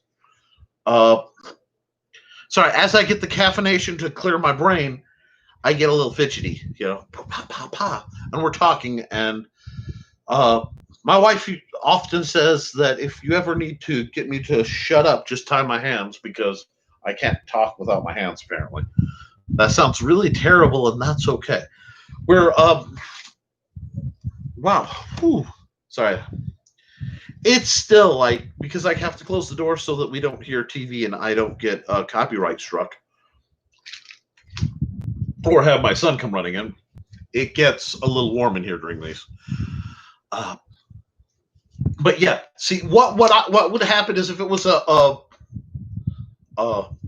guild practice, I'd be like, okay, we got you. I'll keep an eye on you, or somebody else I know can keep an eye on you. Make sure you're using weapons. 48 Schlagers were the thing. It's interesting. Oh God, my friend. Okay, Cindy says, before I left the SCA, 48-inch Schlagers were the thing. A friend my height, 5'4", had to find another way to to avoid stuffing it in the dirt. He was really quite good with it. Amazing. And if you train whatever weapon you train with, and see, you're doing Destreza. Strezza's a different ballpark. It's designed for a much longer weapon. That's part of the advantage. Destreza. Part of the secret of Destreza, excuse me, and I'm butchering the pronunciation, but I'm trying not to bite my cheek right now, so I'll just take what I can get. You guys know what I mean. Is many of the attacks are much more based in footwork than they are solely in blade work. In most Italian, French, German, it gets a little more concussive. Italian, French, German. English actually is more in the round because they tend to step back again, looking at you, George Silver. But what they usually do, and even classic fencing today, sport fencing is about controlling the line of attack. That's why it's done on a strip. The idea is you negate any attack that's coming, earn what right of way, and move through. Very safe. But it doesn't always prep you for a guy who's willing to take a stab to the arm to stab you in the throat. So it gets different. Destreza, however, very simplified, works around this. And again, this is a simple sword for people who are asking. The Spanish magic circle gets a lot of talk. All it is you take the line of attack between the lead foot, and we're assuming right-handed fencers in offensive stance. That means the blade is in front, not cocked to the back. That line distance is the diameter. It makes a circle, and you step tangentially so that the blade can gain distance from your step because this line is shorter than this line. Time it when they're advancing, and you stab them.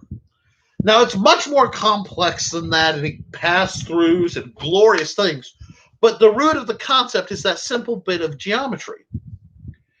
And that's what I want to look at. It's like, if you like that mentality, that's a rabbit hole you can dive down. And that is the land of the long rapier. That is why, actually, England had a rapier length ban where they were having so many Spanish people killing English fencers in demonstrations and duels that they cut the end off the rapier. So it's one of those. My problem is the SCA group I ran with, almost everybody except for my first real instructor was taller than me, and literally everybody had longer reach. I have 2, I think now, students that I've had in 20 years who are adults with shorter reach than I have. And S&G, if you dig through the guild things, you'll see a public service announcement because somebody thought I was cheating and using a longer sword. And it turns out I'm not. I'm just shady. It can be done. But you know what? I bet that person fought with that sword and didn't mess around with a lot of other swords for a very long time. That was their bread and butter. And what you know, you can learn. Plus, a thrust-based style can get away with a lot more than a high-arcing Talhofer or Meyer to an extent in limited quarters. And see, that's what I don't like about larger swords as a rule. They are great in an open area. Oh my gosh, the dude, John fights with a fencing greatsword that's almost as tall as I am. It with a double-handed hilt. Heck, I have the parts to assemble one that would be about collarbone high on me. So figure about 5 feet long. With a Zamorano blade. Yeah, I'm dating myself there. It's one of the last ones ever made. But the problem is doing it inside gets tricky. Doing it in the woods gets tricky. And I am a devout generalist. I want what I use, what I train with. I want the attitude to carry over. So my approach works with just about any weapon you can put in my hand. And from there, for self-defense purposes, I can categorize an object either by looking at it or, at a minimum, handling it. If it's a kind of weapon, if it's usable, how to judge things for that. I've been asked a couple times to do a video just going over that kind of training. At one point, I was asked to do that for a private security company kind of thing. They wanted that. I try to stay on the historical things to keep from leaning too hard into the practical self-defense because that can entangle and offend authorities. But if that's something people want, we'll talk it over. I know I got a whole bunch of stuff a few weeks ago on shield work, and it didn't even boink that there was some current events involved. I was just like, sure, you want to talk about shields? Let's talk about shields. This is a buckler. I love bucklers. Nice, handy little things. But and again, you're gonna see that orange. I'm actually out of orange spray paint. I need to get some more so that I can keep painting and maintain my gear. You can't sing a broadsword when you're in the forest. Hi, John Miner. Now, see, John, it's a shame you weren't on earlier, or if you were quiet, because while most people are interested that in the knowledge base of your alter ego, Torvald Spackhammer, we're going to leave the alphabet soup off the end. I am more fascinated to this day about the shady, underhanded, glorious things. Because, John, the lovely Cindy Kep was asking about these guys. And it's not fair, John. And I told them about you, and I mention you regularly, that somebody who is built like Hagrid, looks like Hagrid, should move like Hagrid, doesn't, and then you do something horrible and give them a pair of these guys. She's an author. We were talking about Rapier Versailles. So, very interesting things to play with. It's been a good talk thus far. We're making trainers. We're doing a lot of things, so pipe in. Dragon size, yes, they are. They are absolutely gorgeous. If you want more elaborate stuff, Cindy, you can talk to John. Cindy's XSCA as well. Another expat like myself, I'm tempted to make a patch. I woke up from the dream, but you know what I mean? So I've been going for a couple hours. Well, an hour 40. We need keeping the flow of what weapons can do and how they connect is really important. Because what I want people to do, especially my students, like, they may not know the proper form for a djinn. But if they pick up a djinn, they can feel the balance and go, okay, this has a slight bit of cut. It's going to move like this, and they can approximate enough of a style to make it go. That's what I look for to teach. It's like, we got John here. We got this. This is one of my favorite trainers. It's another Cold Steel product. It's a Cold Steel Trench Hawk trainer.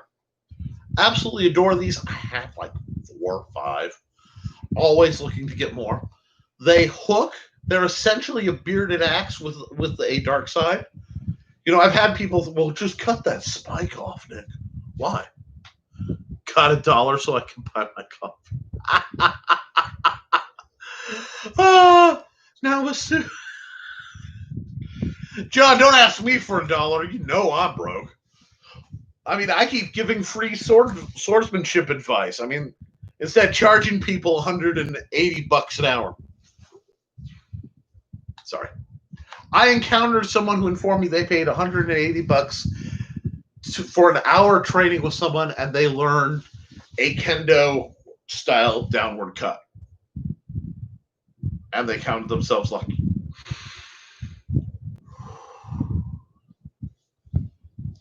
Gotta let it go. But you take something like this, and you have a lot of ways you could fight it. You can fight it very punch short oriented. You can middle, so you have the grab and hook.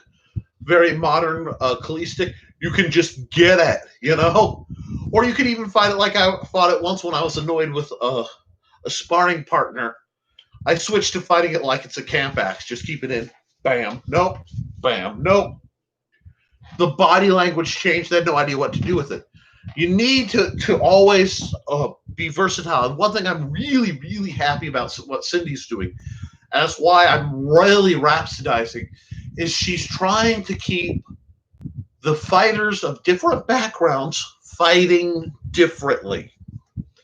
It is so important because I think one of my greatest pet peeves is when you look at a movie, okay, and you have people of an international ensemble and they're all doing the exact same fight choreography,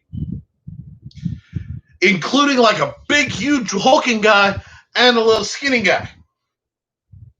Because I'm going to tell you something. I believe in absolute equality. I do. However, a larger person tends to hit differently, not just harder necessarily, but differently. There is a point where mass just starts to be a deciding factor.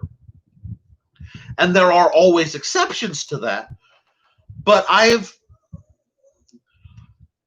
have known some people who got lost in the mysticism, the movie magic of fight scenes, and you have to be careful to understand how to hit hard if that's what you're about, and understanding that there are some people you can hit as hard as you want, and it will not dissuade or affect them. Not even factoring injuring. It's a different experience, and it needs to be more understood, but it's not necessarily popular. And that's because I've known some ladies who would literally knock your block off. Some female knights, some female squires. I've known a couple little tiny, harmless-looking women who will do horrible things to you. And especially when you get somebody who, what was it? Was it judo? Was it judo? I think it was judo they were talking about, either judo or BJJ. It was the gentle art of folding someone's clothes with them still inside it. Just elegant. I love that stuff. Keep your style, but know the other styles for defense against and defeatability. What cancels out which moves? Exactly. Well, I like to bring up things I've heard that were positive instead of just destroying the internet that I encounter.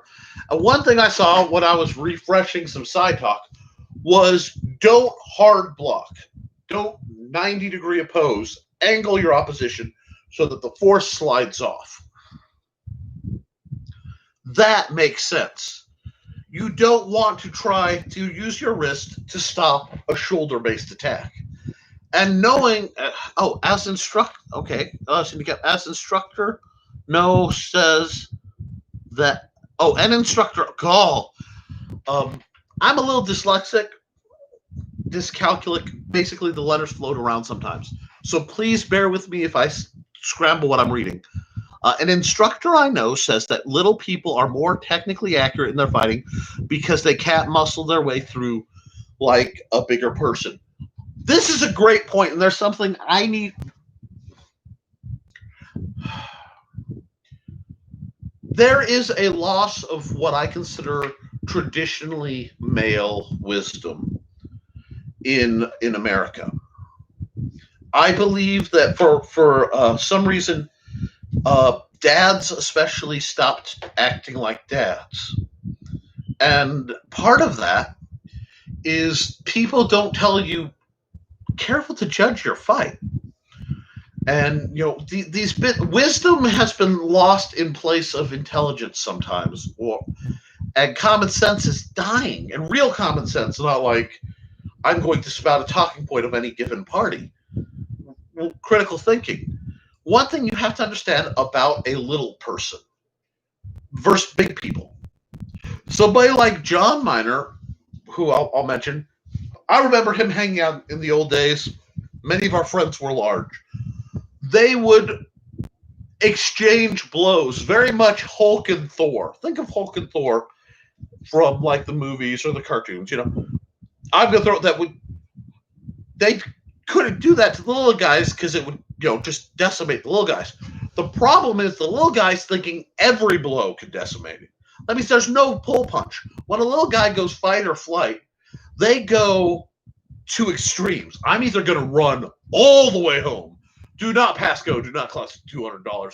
Or I'm going to bite, kick, tear, slice, dice, shoot, scoot, whatever it takes to not die. Because there's no middle ground. So you have to be careful. And I don't, and it might be there, I might be wrong, but I've not seen a good manual that talks about reading what your opponent is, reading their body language thoroughly. And there's some they talk about, but they don't seem to make it a major talking point, and that needs to be discussed. Reading yourself objectionably and reading their intention. And oh god, I can't remember the Japanese word for. There's a Japanese word for something like murderous intent or intent to kill, and I've lost it in the annals of Nickdom. But there are some people you don't mess with because they'll just end you. A lot of combat vets are that way,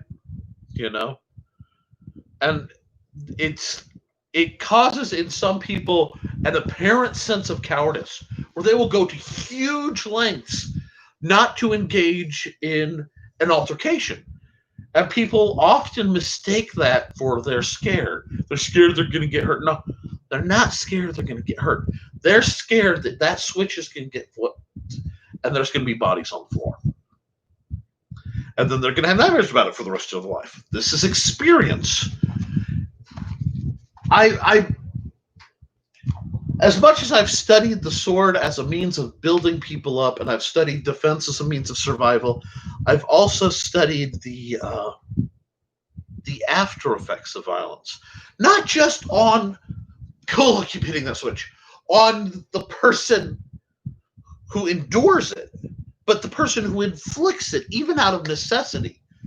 It's like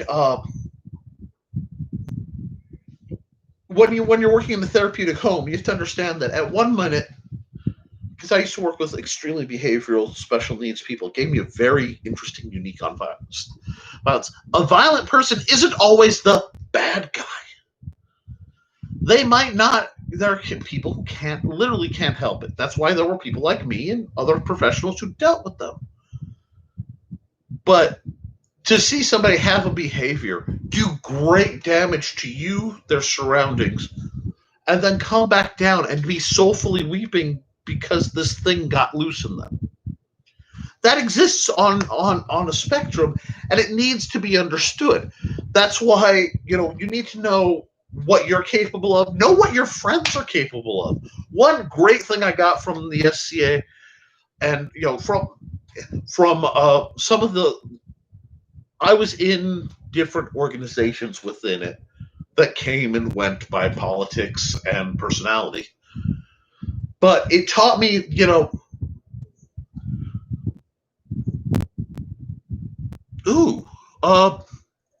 okay. I caveat that for a second. It taught me the importance of training with and against your colleagues. Okay, when we guild fights, we all fight each other. We fight individually, but we also do, as soon as we get space, melees. We switch teams up. We switch tactics up. I have a couple people that I could put at my back, like Trelena, for example. It's been months since I've seen her, and maybe a year or two since we've really gotten to spar as a cohesive unit against others. But I still am 1,000%. I could go back to back with her and just be able to feel what was going on by tension. Okay? My buddy Lito, Jason Lito, I fought and trained with him for a long time. Same way. He was one of mine. He was a good guy. And, he married, lost the ability to fight and a few other things because of life entanglements. And, press F in the comments. That's a joke. We don't need a bunch of Fs. But now you said Travis Perry, Bear Productions, wrote a series of blog articles on the effects of combat from both sides. Send me the link if you don't mind in Messenger. That I would find interesting. It's also interesting to understand the different kinds of PTSD and the different kinds of altercation. Because when you have, one of the big things people have who are like veterans experiences, they were trained a series of responses in a very if-then statement. Uh, so if somebody does this, you secure the perimeter, you neutralize the threat, move on. You know, I grew up in a veteran household. One thing I like to tell people is I was in middle school before I really realized most people don't talk about hand grenades as social adjustment tools. That was normal in growing up. Uh, I don't regret it. I have no problem with that, but it was different than my surroundings. And there's also a different from being in a situation where you can't fight back, either legally or mechanically. The there is a point. Uh, there is a point where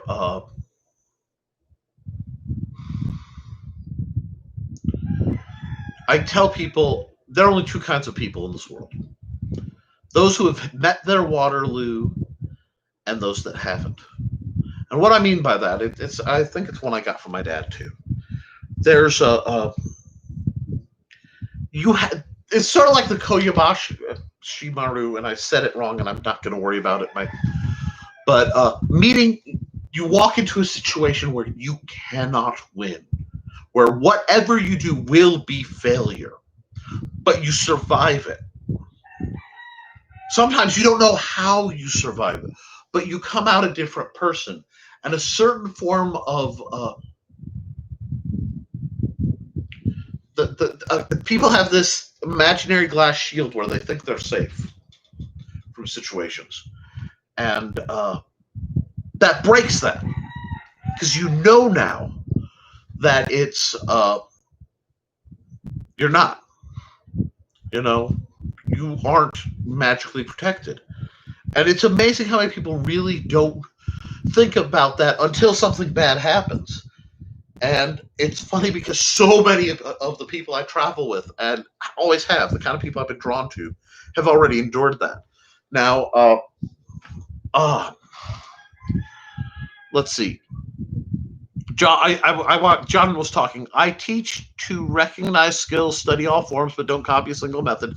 Spanish circle, Italians, Scottish, German, Russian, English, Japanese, Chinese, U.S. military. All the perks. All have perks. You take what you are comfortable with, drop the rest. Pick it up later if you want. Baron, Victor, and I team taught the styles. Victor taught how to get around the moves. Okay. Longtime viewers will know I believe that martial arts are a buffet. Now, there are some people who will tell you have to learn the style. There's one style. We had a guy come in. Guy Windsor makes great books, and The Swordsman's Companion is a solid book. I'm not bashing the book in any way, shape, or form. But we had one guy come in, right? Comes into practice. There's a little podium-looking thing, kisses the book like it's a Bible, sets it down. There is one way to fight. This is the only way. Now, could he beat me regularly? Sure. Did he have a foot on me? A couple of, and at the time I was fairly handicapped. Yeah. Drove him nuts though, because he couldn't do it easily. It's like, I should beat you easy. Sorry. Fight like you're serious. No. Part of it is, if I fought like I was serious, somebody would be hurt. Because I have had experiences where I've had to fight like I was serious. So to do that, I have to go in a place that isn't fun. And that violates my secondary victory conditions. In life, I keep certain things I call victory conditions. When I want to go to bed with the same number of holes I started out with. No more, no less. You get what I'm saying? And then I want to have a good time. I mean, things like that. And if I'm out there and, yeah, I'm defeating everybody and I'm winning, and yeah, I've had that happen because I had a very bad day. They're like, you need to fight like that every day. It hurt. You understand? It brought out pieces of me that I don't want brought out. Pieces I keep calm. Not controlled, not locked away, but sedate. Now, what John was talking about is a lot of the best stuff I got is from when I reach a colleague level, somebody like John, where we're not teacher student blah blah blah. We're discussing, and earlier I was talking about that physical discussion, and people, hey, I saw this, try this, how does this work for you? And when the egos go away, and it's just about this, what works for you, because it was very difficult, very complex. When I started working with John, I was told by 3 sets of marshals I was expressly forbidden to work with him because he was a heavy fighter, and heavy fighters were too dangerous to be on the field. Hard stop. You'll get your card pulled. And to their credit, they did eventually find a way to pull my card. And that was part of the whispered reasons for why stuff really went down. And I haven't forgotten that. Not sure I've forgiven it. Working on part of being a Christian. But it was about how do we incorporate what you do with the maximized control so you don't break these little cardboard people. Superman has a speech where he talks about he's in a world where everything's cardboard. Everybody's made of like tissue paper or something. And he has to always keep that in control to not break everything around him. And people like John, my buddy Richie, Chris, there was another one, couple Chris's actually, and Steve, they live in a world where, because they built up strength and stuff very early, they're very large, very powerful, they have to be gentle. And what people don't realize is they have to be gentle all the time. Because if you could drunken barroom fencing. Now, see, people can talk, but drunken fencing was mine. I brought drunken fencing to the forefront because I spent way too much time doing Drunken Master approach to Bagua with Marco and a few others, and taking it to the field and being loose was something we developed, and it was great. Yeah, yikes. I'm sorry, I've said a lot of things, so I'll need to know the yikes reference, Cindy. Sorry, because I get talking and I'm rather long-winded. Wow, we are already almost 2 hours in, folks. Normally I cut it off at 10, but I think I'm going to try to keep going just a little bit because we're really kind of rolling right now, and I think we're getting a lot of good content. But my drunken bar, not actually intoxicated. That's the trick. Well, John, I will not speak for John and his capabilities to do what under the substances of what. We'll let all that go. That is their skill sets I don't engage in because my family is allergic to alcohol tremendously, and that is why I've never had any. It is fun, and it is a crowd favorite to be doing. Think Drunken Master. And just being able to, but to do it, you are moving slow, deceptive, off balance while gaining control. It's really a neat thing to pull off if you know what you're doing. If not, people end up falling off tables and breaking their ankles. But yeah, we've done a lot of strange things over the years, and more will be coming as soon as whoever survives. And I know that was a very bleak way to phrase it. But I feel bleak. I'll be honest. I feel we are in the middle of a historic event that's much darker and less happy than a lot of things. So I kind of embrace it. You let the bleak wash over you, and then you just let it go and keep going. Because that's just part of reality, like rain or wasp nests or stepping in dog goo. Plagues happen historically. And you take every step you can and you keep moving on. And there will be better days. The happiness will return to Nottingham. And if the Disney Fox Robin Hood said it, who might argue? But like fear's the mind killer. Yeah, and but you know what? I think there's some truth to the sleeper shall awaken, because in the darkest hours, it is funny who rises to the forefront. It really, really is. And I think looking, if we look at, my, one of the greatest philosophers of our time, Fred Rogers, said, "Look for the helpers." And yeah, I just called Fred / Mr. Rogers one of the greatest philosophers of our time, because I believe not only was he one of the greatest philosophers of our time, but one of the greatest human beings to live in at least modern history. He did more to help children, and he did more to help people than almost anyone could hope to accomplish. So he is one of my personal heroes. I have strange heroes. I will admit that freely. But I think we have lost the concept that kindness and weakness are two totally different things. Because to stay kind, to stay that kind of soft, knowing you will be hurt, to help people knowing that you'll be discarded or betrayed, and then the next time to do it again. Because it's the right thing to do, is important. And that's part of, everything I do is all interrelated. I have a mindset. I have a set of kind of goals for what I think the world would be a little better if it was just a bit more like this. And it's horrendously egotistical of me to think I can make a difference, because I'm a very small, very poor little man.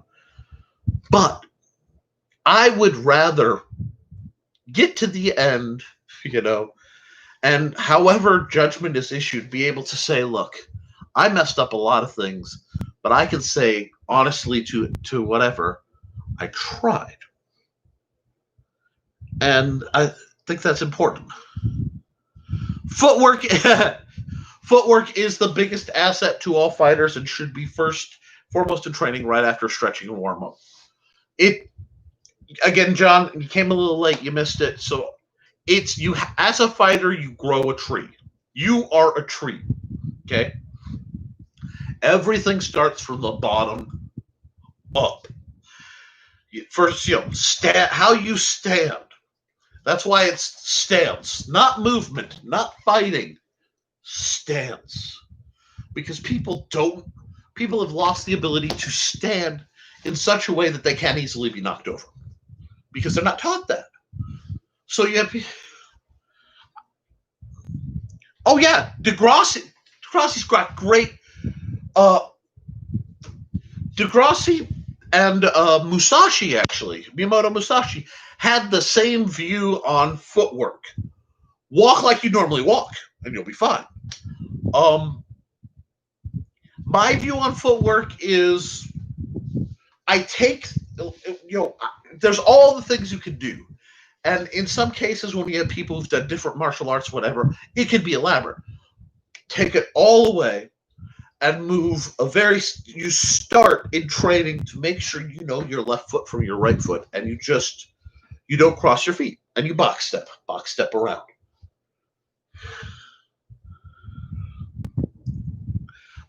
And then you transverse steps to the point where you're either walking normal or on the field, but you know where your feet are. My buddy Jason was driving down the road, apparently, because I was in front of it was Lightspeed Hobbies. It was in Portage, Indiana, off of Route 6. Not even there anymore, but I was walking across, and it was kind of foggy day, and I hear this, because I hadn't seen Jason in a while, and this truck just nosedives, and he comes swirling in. I go, hey, he goes, it is you. I'm like, hey, bud, what's up? He says, you're the only person I know who moves like that. You fence everywhere. And I do, because I have some leg damage. I have to teach people, okay, this is how you're going to move. Now, later on, you're going to see me move don't move like me because my ankles are literally bent. My feet don't sit like a natural person. So for me to be rooted comfortably, I have to be doing some strange things. I've also done too much, like John will say, too much Tai Chi. God, I miss playing push hands with you, John, even if it got me launched across the room. But I'm used to being I'm very grounded. You watch how I fight. My feet don't leave the ground, but John was mentioned in Melee. John is an ent. Good Lord, yes, John, you are an ent. But he's talking about, know your strengths. Advance as fast as your slowest member in a group. Don't leave them behind. I was terrified. See, Cindy says I was terrible at Melee. I have horrible peripheral vision on one side. We rarely practice Melee. See, I love that you know part of your problem. And I would correct that by placing you on the flank opposite to your bad side. So I have, if I have a blind spot in my left eye, I'm going to put somebody you trust here. And especially if it's a shield wall, or tight group dynamic, you can feel it. It almost gets telegraphic, through the shoulder and arm and the body sense. You can feel where your partner, your teammates are, and you drill like that, and you can overcome that. I actually train from the perspective of train for melee and then adapt to dueling rather than the opposite. See, that's what you do. You put somebody really good on your offside, and then you don't worry about it. That's why we have teams. That's why trust is so important. And that has to be made and maintained. And if you don't trust somebody, don't fight with them. Heck, don't fight against them. If there isn't trust, you don't want anything to do with it. But this is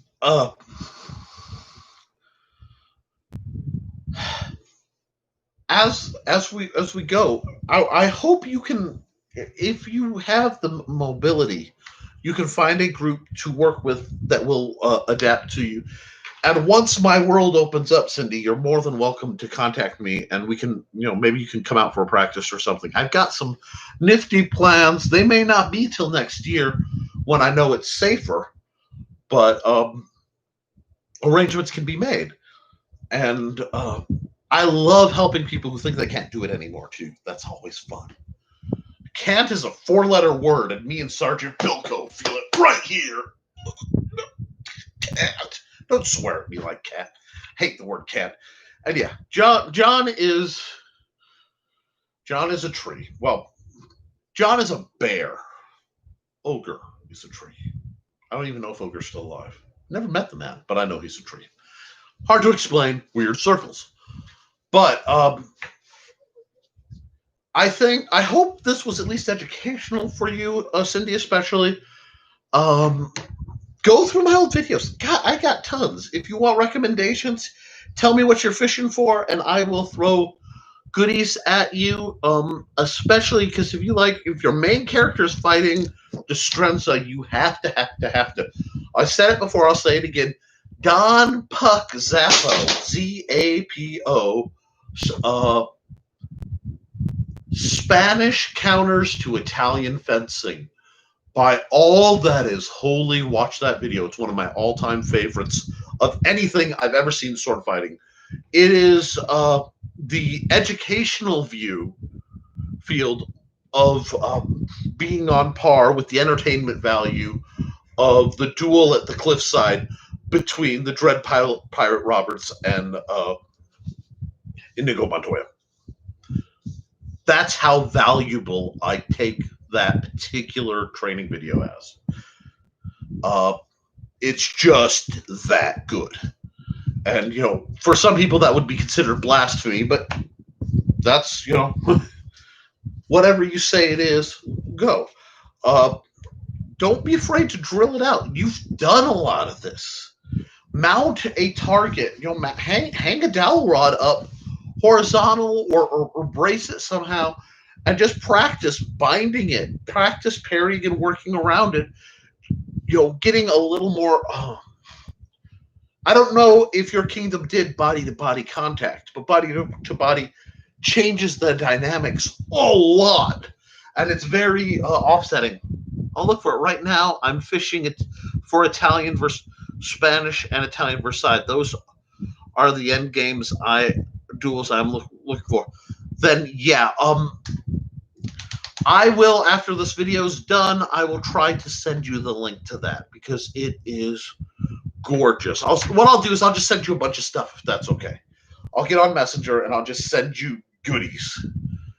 And again, please. Well, you said you got my book, which I appreciate greatly.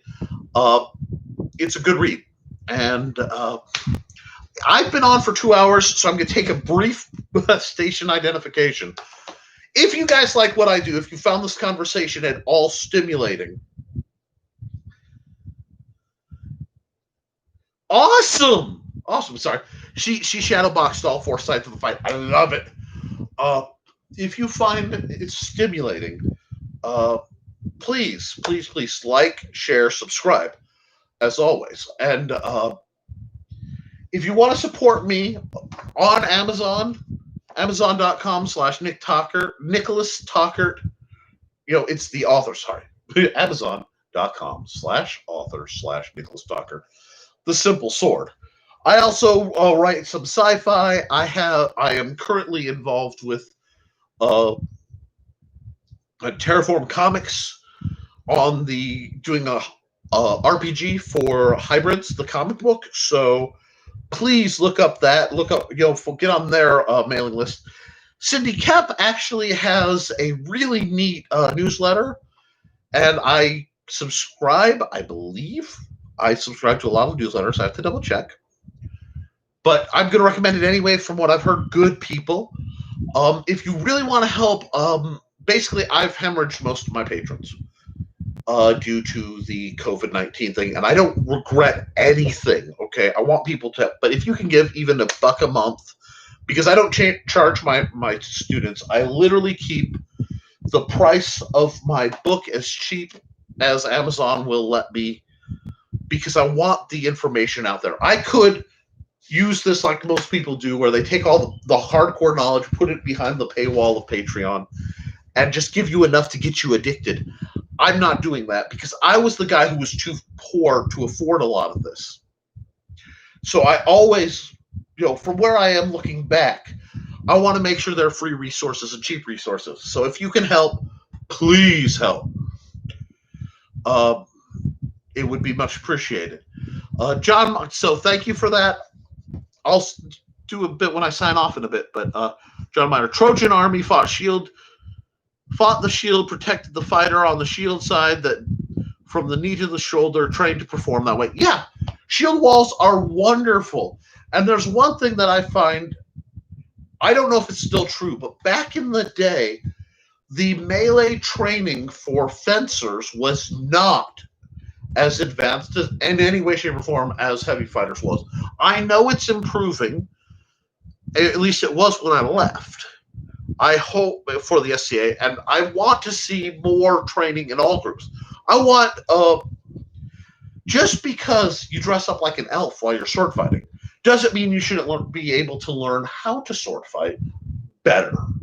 Just because your sword is a buffer, or is padded, or is one of those really neat plastic dipped, latex foam, hey, cool, you still deserve it. Just because you're a Eastern guy, maybe you're a Screama guy, you should be able to party with saber fighters. And that's what we're about. That's what I'm about.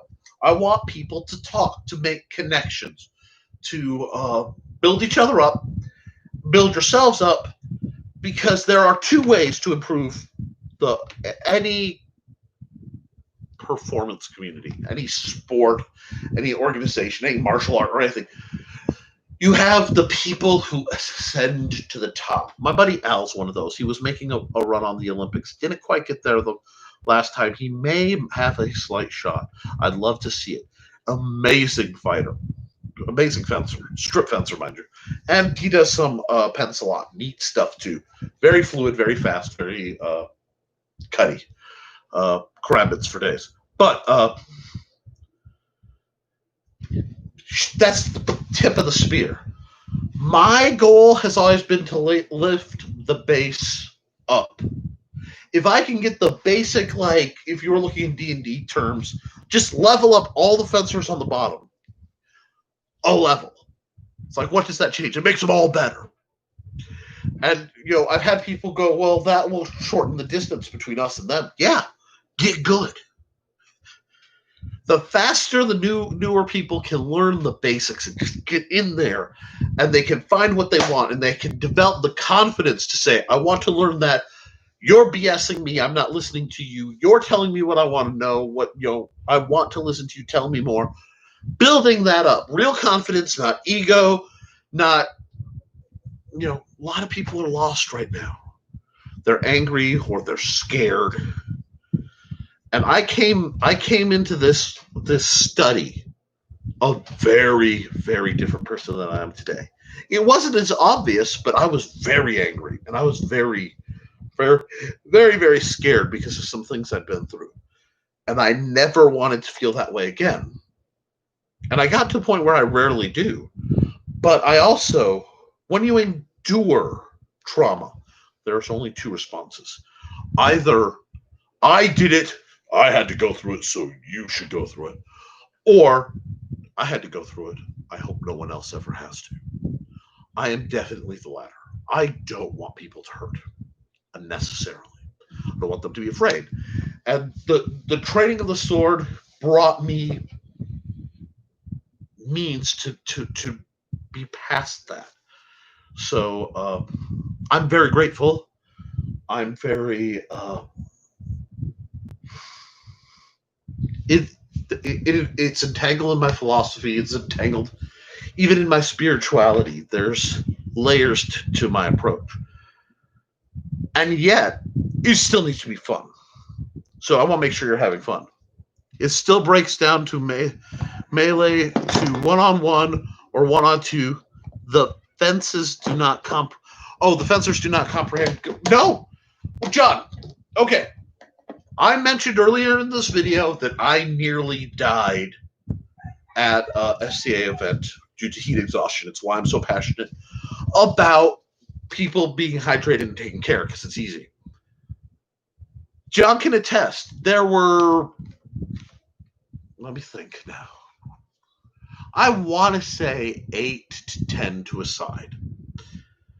And in the third exchange, after us marching and just dying like grinders, I got annoyed, took a newbie, and we held off, and I ended up blasting through the majority of my opponent's line, even though they had taken all the more experienced fighters and put them essentially on one team so that they could practice working together. And we were, for better or worse, elevated punching dummies. Went through pop, pop, pop, pop, pop. It nearly killed me to pull the stun off. But it was because I had the basic idea. Hang back, let them curl, flank them. Was it dishonorable? Absolutely. I got about 6 kills in a row that worked along the lines of, excuse me, my lord, stab, you're dead, thank you, and moved down the line. I didn't stab them in the back like I could have, should have, and would have, because that was part of the convention. But it was like tap, tap, tap, excuse me. That was it was a little before the death from behind rule was fully ironed out. And frankly, as short as I am, getting my sword up on some of these guys' shoulders was difficult. Shut up, John. Katana usually backs off most fencers, and drunken fencing backs off the katana. Yeah, it's sort of a rock, paper, scissors thing. But you know me, I'll play all of it. And I love katana. Good gosh. They're still making slight curve fencing blades there, John. I would love to, because people have okay, another longtime viewer thing. Longtime viewers think that I dislike katana. That is not true. I do not dislike the katana. I dislike the people who treat it like it's a sorceress weapon. The katana is essentially a bastard sword with an incredibly good PR campaign and a very minimalist discard.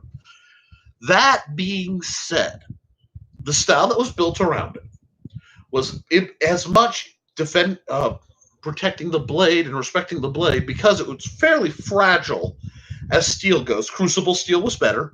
It was folded to get that sharpness, but that was because the steel available at the time, the iron, was really, really crappy. So they had to do these techniques to get the impurities out. And it lent to necessities. That being said, I still consider, while I am not a big kendo fan, because shockingly the draw is important, that should tell you, I do find Iaido? Yeah, that.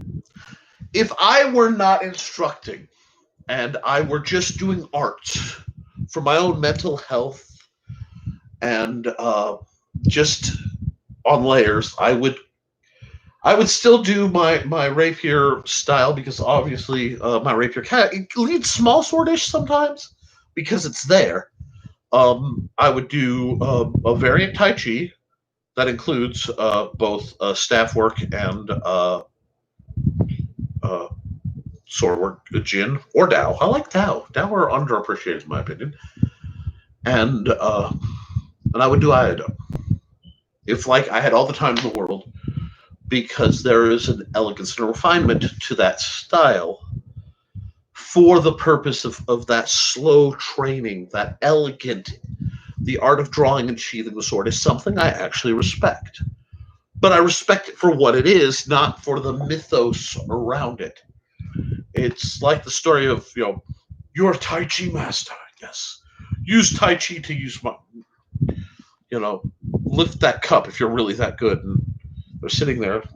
Okay, let me rewind. Student comes to his master. He says, "You're a master of Tai Chi." "Yes, I'm a Tai Chi master." "Show me the secret arts." Showing you how this works. You just have to kind of ground yourself out. No. Move that cup with your chi.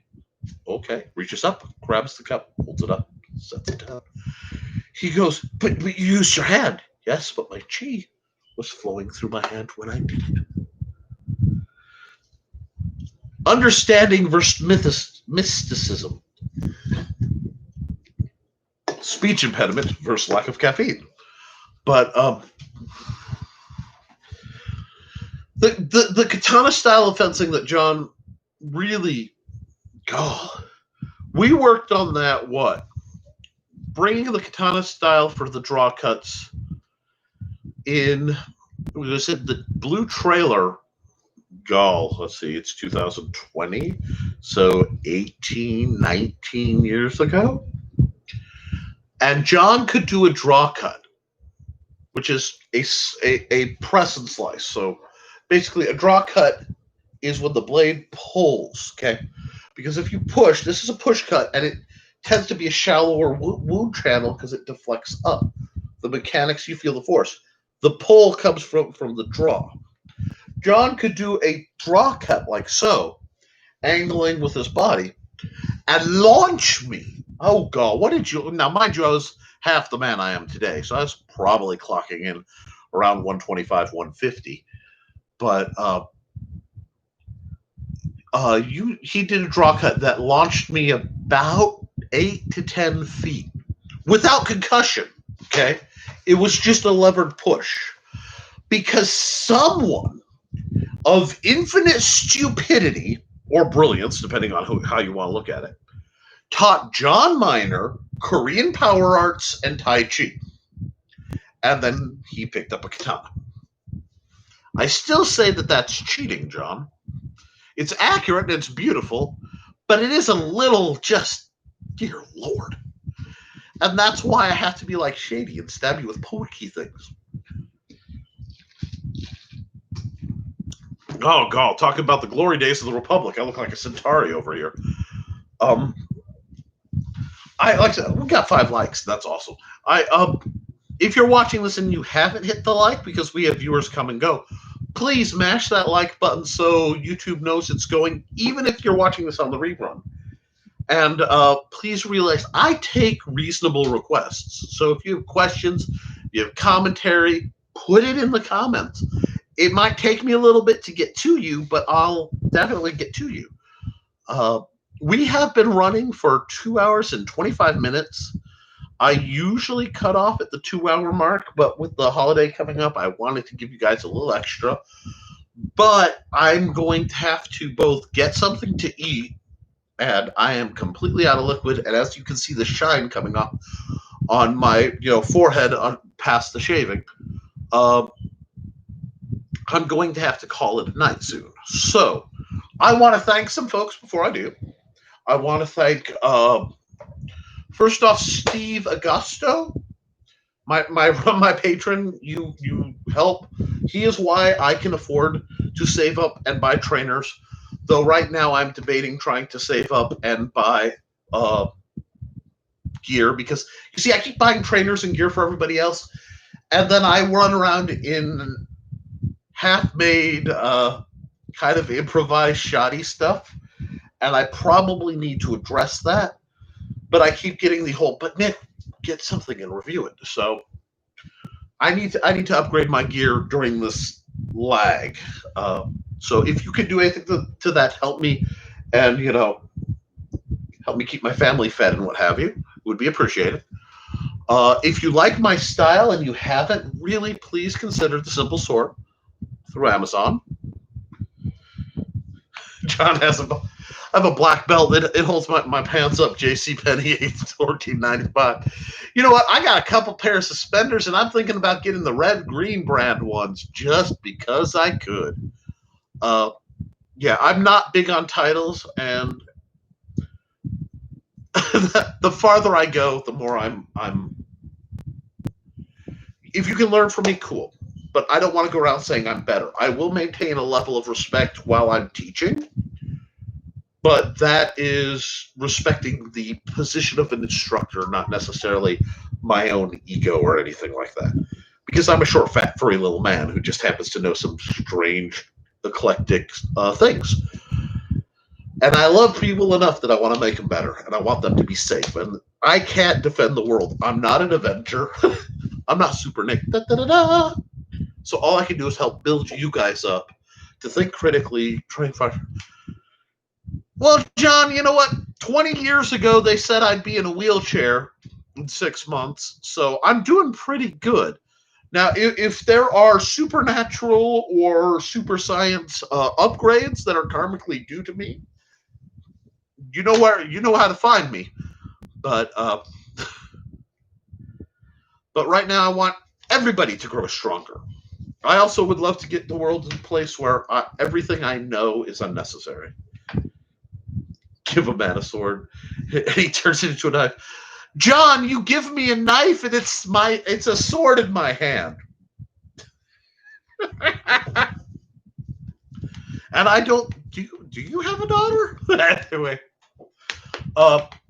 so we're at almost the 2.5 hour mark, and if I don't duck out soon, I'll go for another hour, and then I'll just kind of collapse because I am getting hot. So. Again, if you like share, subscribe. This will be up after I add the usual gobbledygook to the end. And just thank you guys. Thank you guys for coming out. I hope that to get back to thanks for John for piping in. Thank you to the lovely Ren Contessa, who has financially supported me in the past, morally supported me in the more fairly recent, and she's going through a lot, and I'm proud of where she is and what she's doing. Thanks to Steve Clausen. Without him, the light grade trainers that are in the works would have never happened. And Thank you especially to City Kep for coming out, and a couple of the people who I don't know personally who came out by call signs. Bitter Blossom and Nazal. God, I will butcher your name. What is it? Ah, Naz. Where is it? Nazali Sword of Arms. Both of you folks, thanks for coming out. Thank you for your comments. I really prefer the videos where I can live stream and I can talk to you guys. But we're at the 2.5 hour mark. So thank you. Stay safe. Enjoy your 4th of July in a couple hours. And as always, support your local swordmaster.